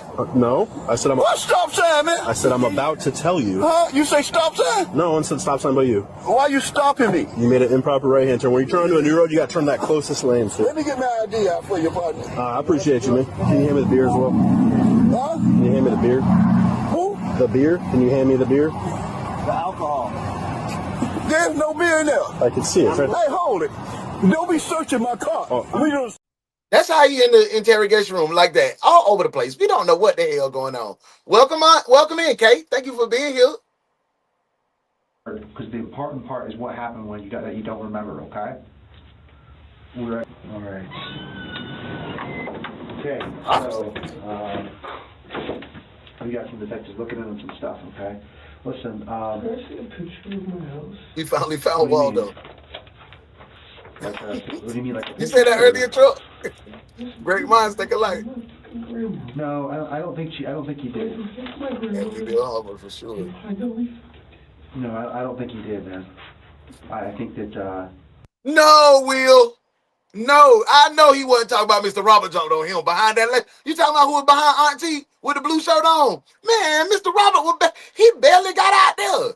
He couldn't take 5 more steps. He ain't jump on nobody. Mr. Robert did not jump on. I think you got some stuff that you need to get off your chest. I think there's probably some stuff that you're trying to embarrassed to talk about, but we talk to people all the time, okay? Nobody in this room is going to judge what happened to you, okay?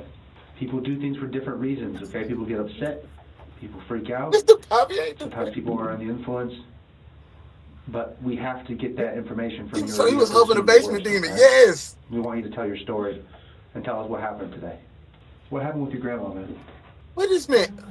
Come on, man. He getting his pelvic floor together. He's stretching his hips. Or you just gonna look at your feet? We know that you guys didn't get along and you had a lot of problems, okay? But we don't want to assume things, okay? We know that you guys didn't get along and you had a lot of problems, okay? But we don't want to assume things. Hey, okay? Close the damn door. Well, she has Alzheimer's. Yeah, but unless you tell us what happened between you and her, we can't really figure this out, okay? He playing with his jams. This is your opportunity to talk to us and tell us what happened. They ain't gonna touch you. But according to your peers, will. Hey, somebody, please. My boy Trump said, somebody need to, we gotta send security in there, man. Security. And another thing, if you coming with that drama and that negativity,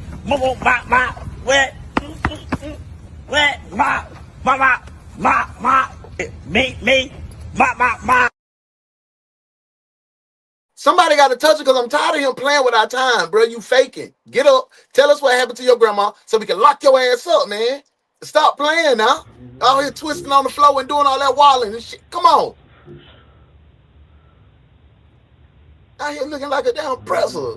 Get up, boy. How'd you get gasoline on you? You smell like gasoline. So you were talking way better than that just a few minutes ago. Now you just trying to go into this whole act. Nobody is buying it. Leave that to us. That's our job, okay? Welcome in. You're probably smoking. Listen, Nicholas, this isn't... We've been doing this for a long time, okay? I'm telling you, you smell like gasoline. We both smell it. You're smelling things, because I don't... No, you're smelling me. I've worked a lot of fires, okay? I've worked a lot of cases involving dead people. It's okay that you're not being truthful with us, but you got to start over and tell us. He like, he ready. By the kitchen. Offering up alibis, yes. She wasn't laying on the bed. That's what Robert. The shower was running. You smell like a damn lie, mofo. When I got home, the shower was running.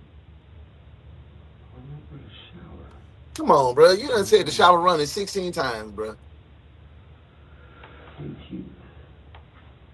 That's what I'm saying. Come on. Let's go.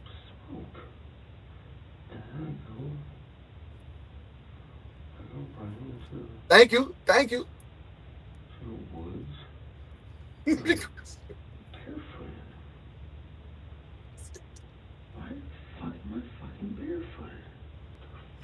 talking about why am I barefoot? What? Did you get? I'm lost, y'all. I'm lost. I'm lost. Because we know I talked heart problems. I tell you this. Yeah, I talked to a detective that said that you guys like argue a lot. Like she would talk to a what? A detective that used to work a case involving you. Boy, I promise it's gonna be crazy. Never a detective involved in that case. Didn't you get arrested or something? What are you talking about? Did you get arrested? Dude, I fucking take care of my fucking grandmother. What are you trying He's gonna go. You think he's gonna get it, Colette? You think he'll get that insanity defense? No, I told He you, probably Robert will. Dalton was in my house. Okay, that's not what you said in the beginning, okay? You said you were attacked by a monster, and then you changed your story, okay? Yeah. This is not... I was attacked by... This is serious, man. But despite their best efforts, Nicholas does not budge and chooses to go in the other direction. You know what? This conversation's over. This conversation's over because I see what you're doing. I see what you're trying to do. I couldn't. I told you, Robert Dalton was in my house. And I was attacked by Robert Dalton in my house. Okay, but help us out. Front door was unlocked. If Robert did this, then let's figure this out. Who is Robert? I see what you guys are trying to do. Who is Robert? You're a fucking scumbag. You know that? You're a piece of shit. We're just trying to figure out what happened to your grandma. This conversation's over, bro.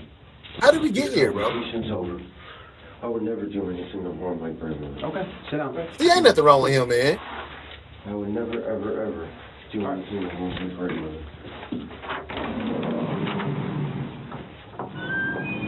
He's a monster, bro. How y'all ain't locked the door?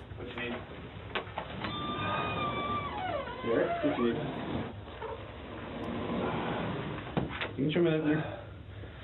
What do you need? We're done. No, we'll be done in a minute. Go ahead and step on that side. We're done. We're Okay, done. we're done. I get it. All right, I'll come get you in a minute. Have a seat. I want a order. Yeah, you're done. You told me that. Lock the door, fool. You're done talking. I got it. Yep, I'm here.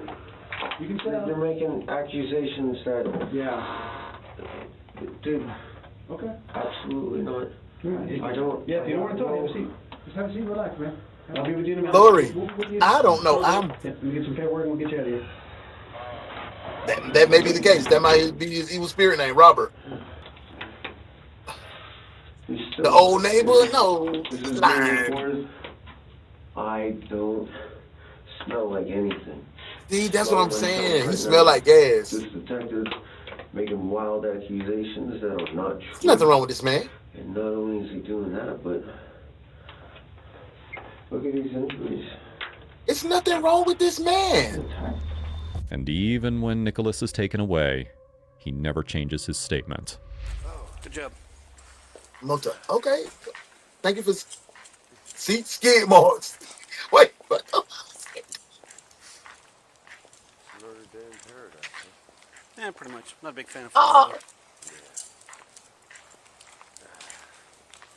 If he's lucid, he's snapping out of Nola Beauty.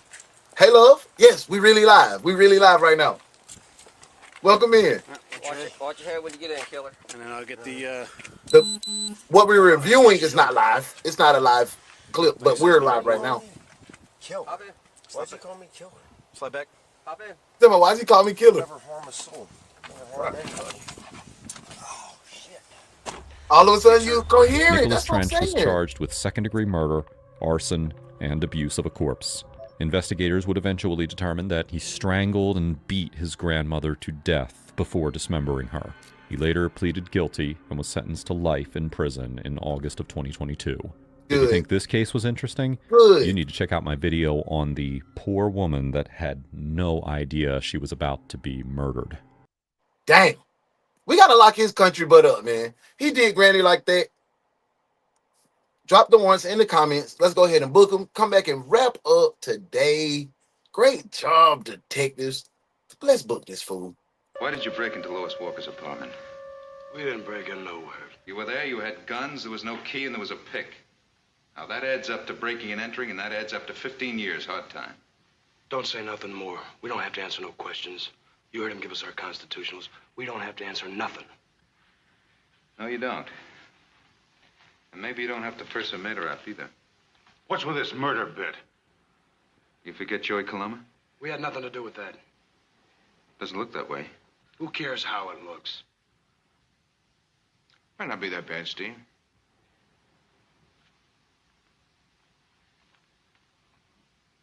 Well, no question. Murder won.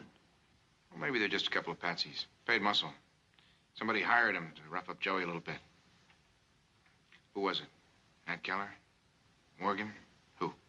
You got no right to question us unless we want, and we don't want. So book us or let us go.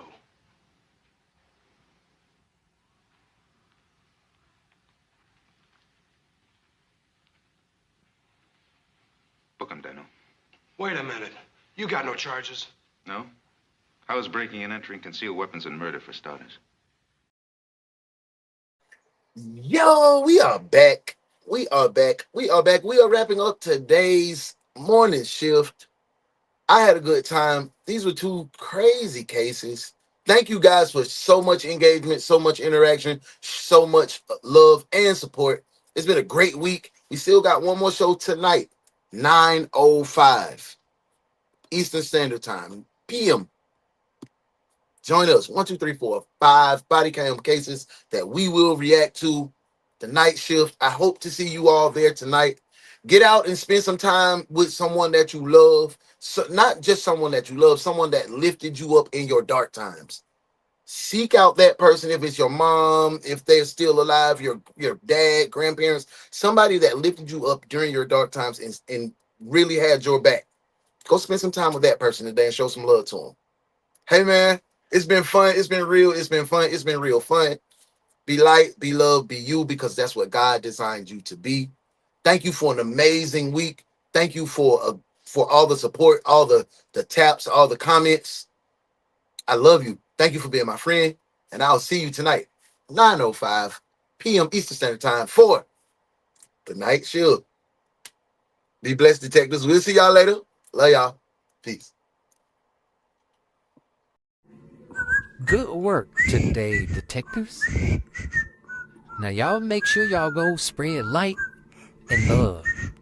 And we'll see you again at 9:05 AM for another case from your favorite true crime reaction show with your favorite host, The Morning Crew, with Uno the One. This has been the One's Detective Agency.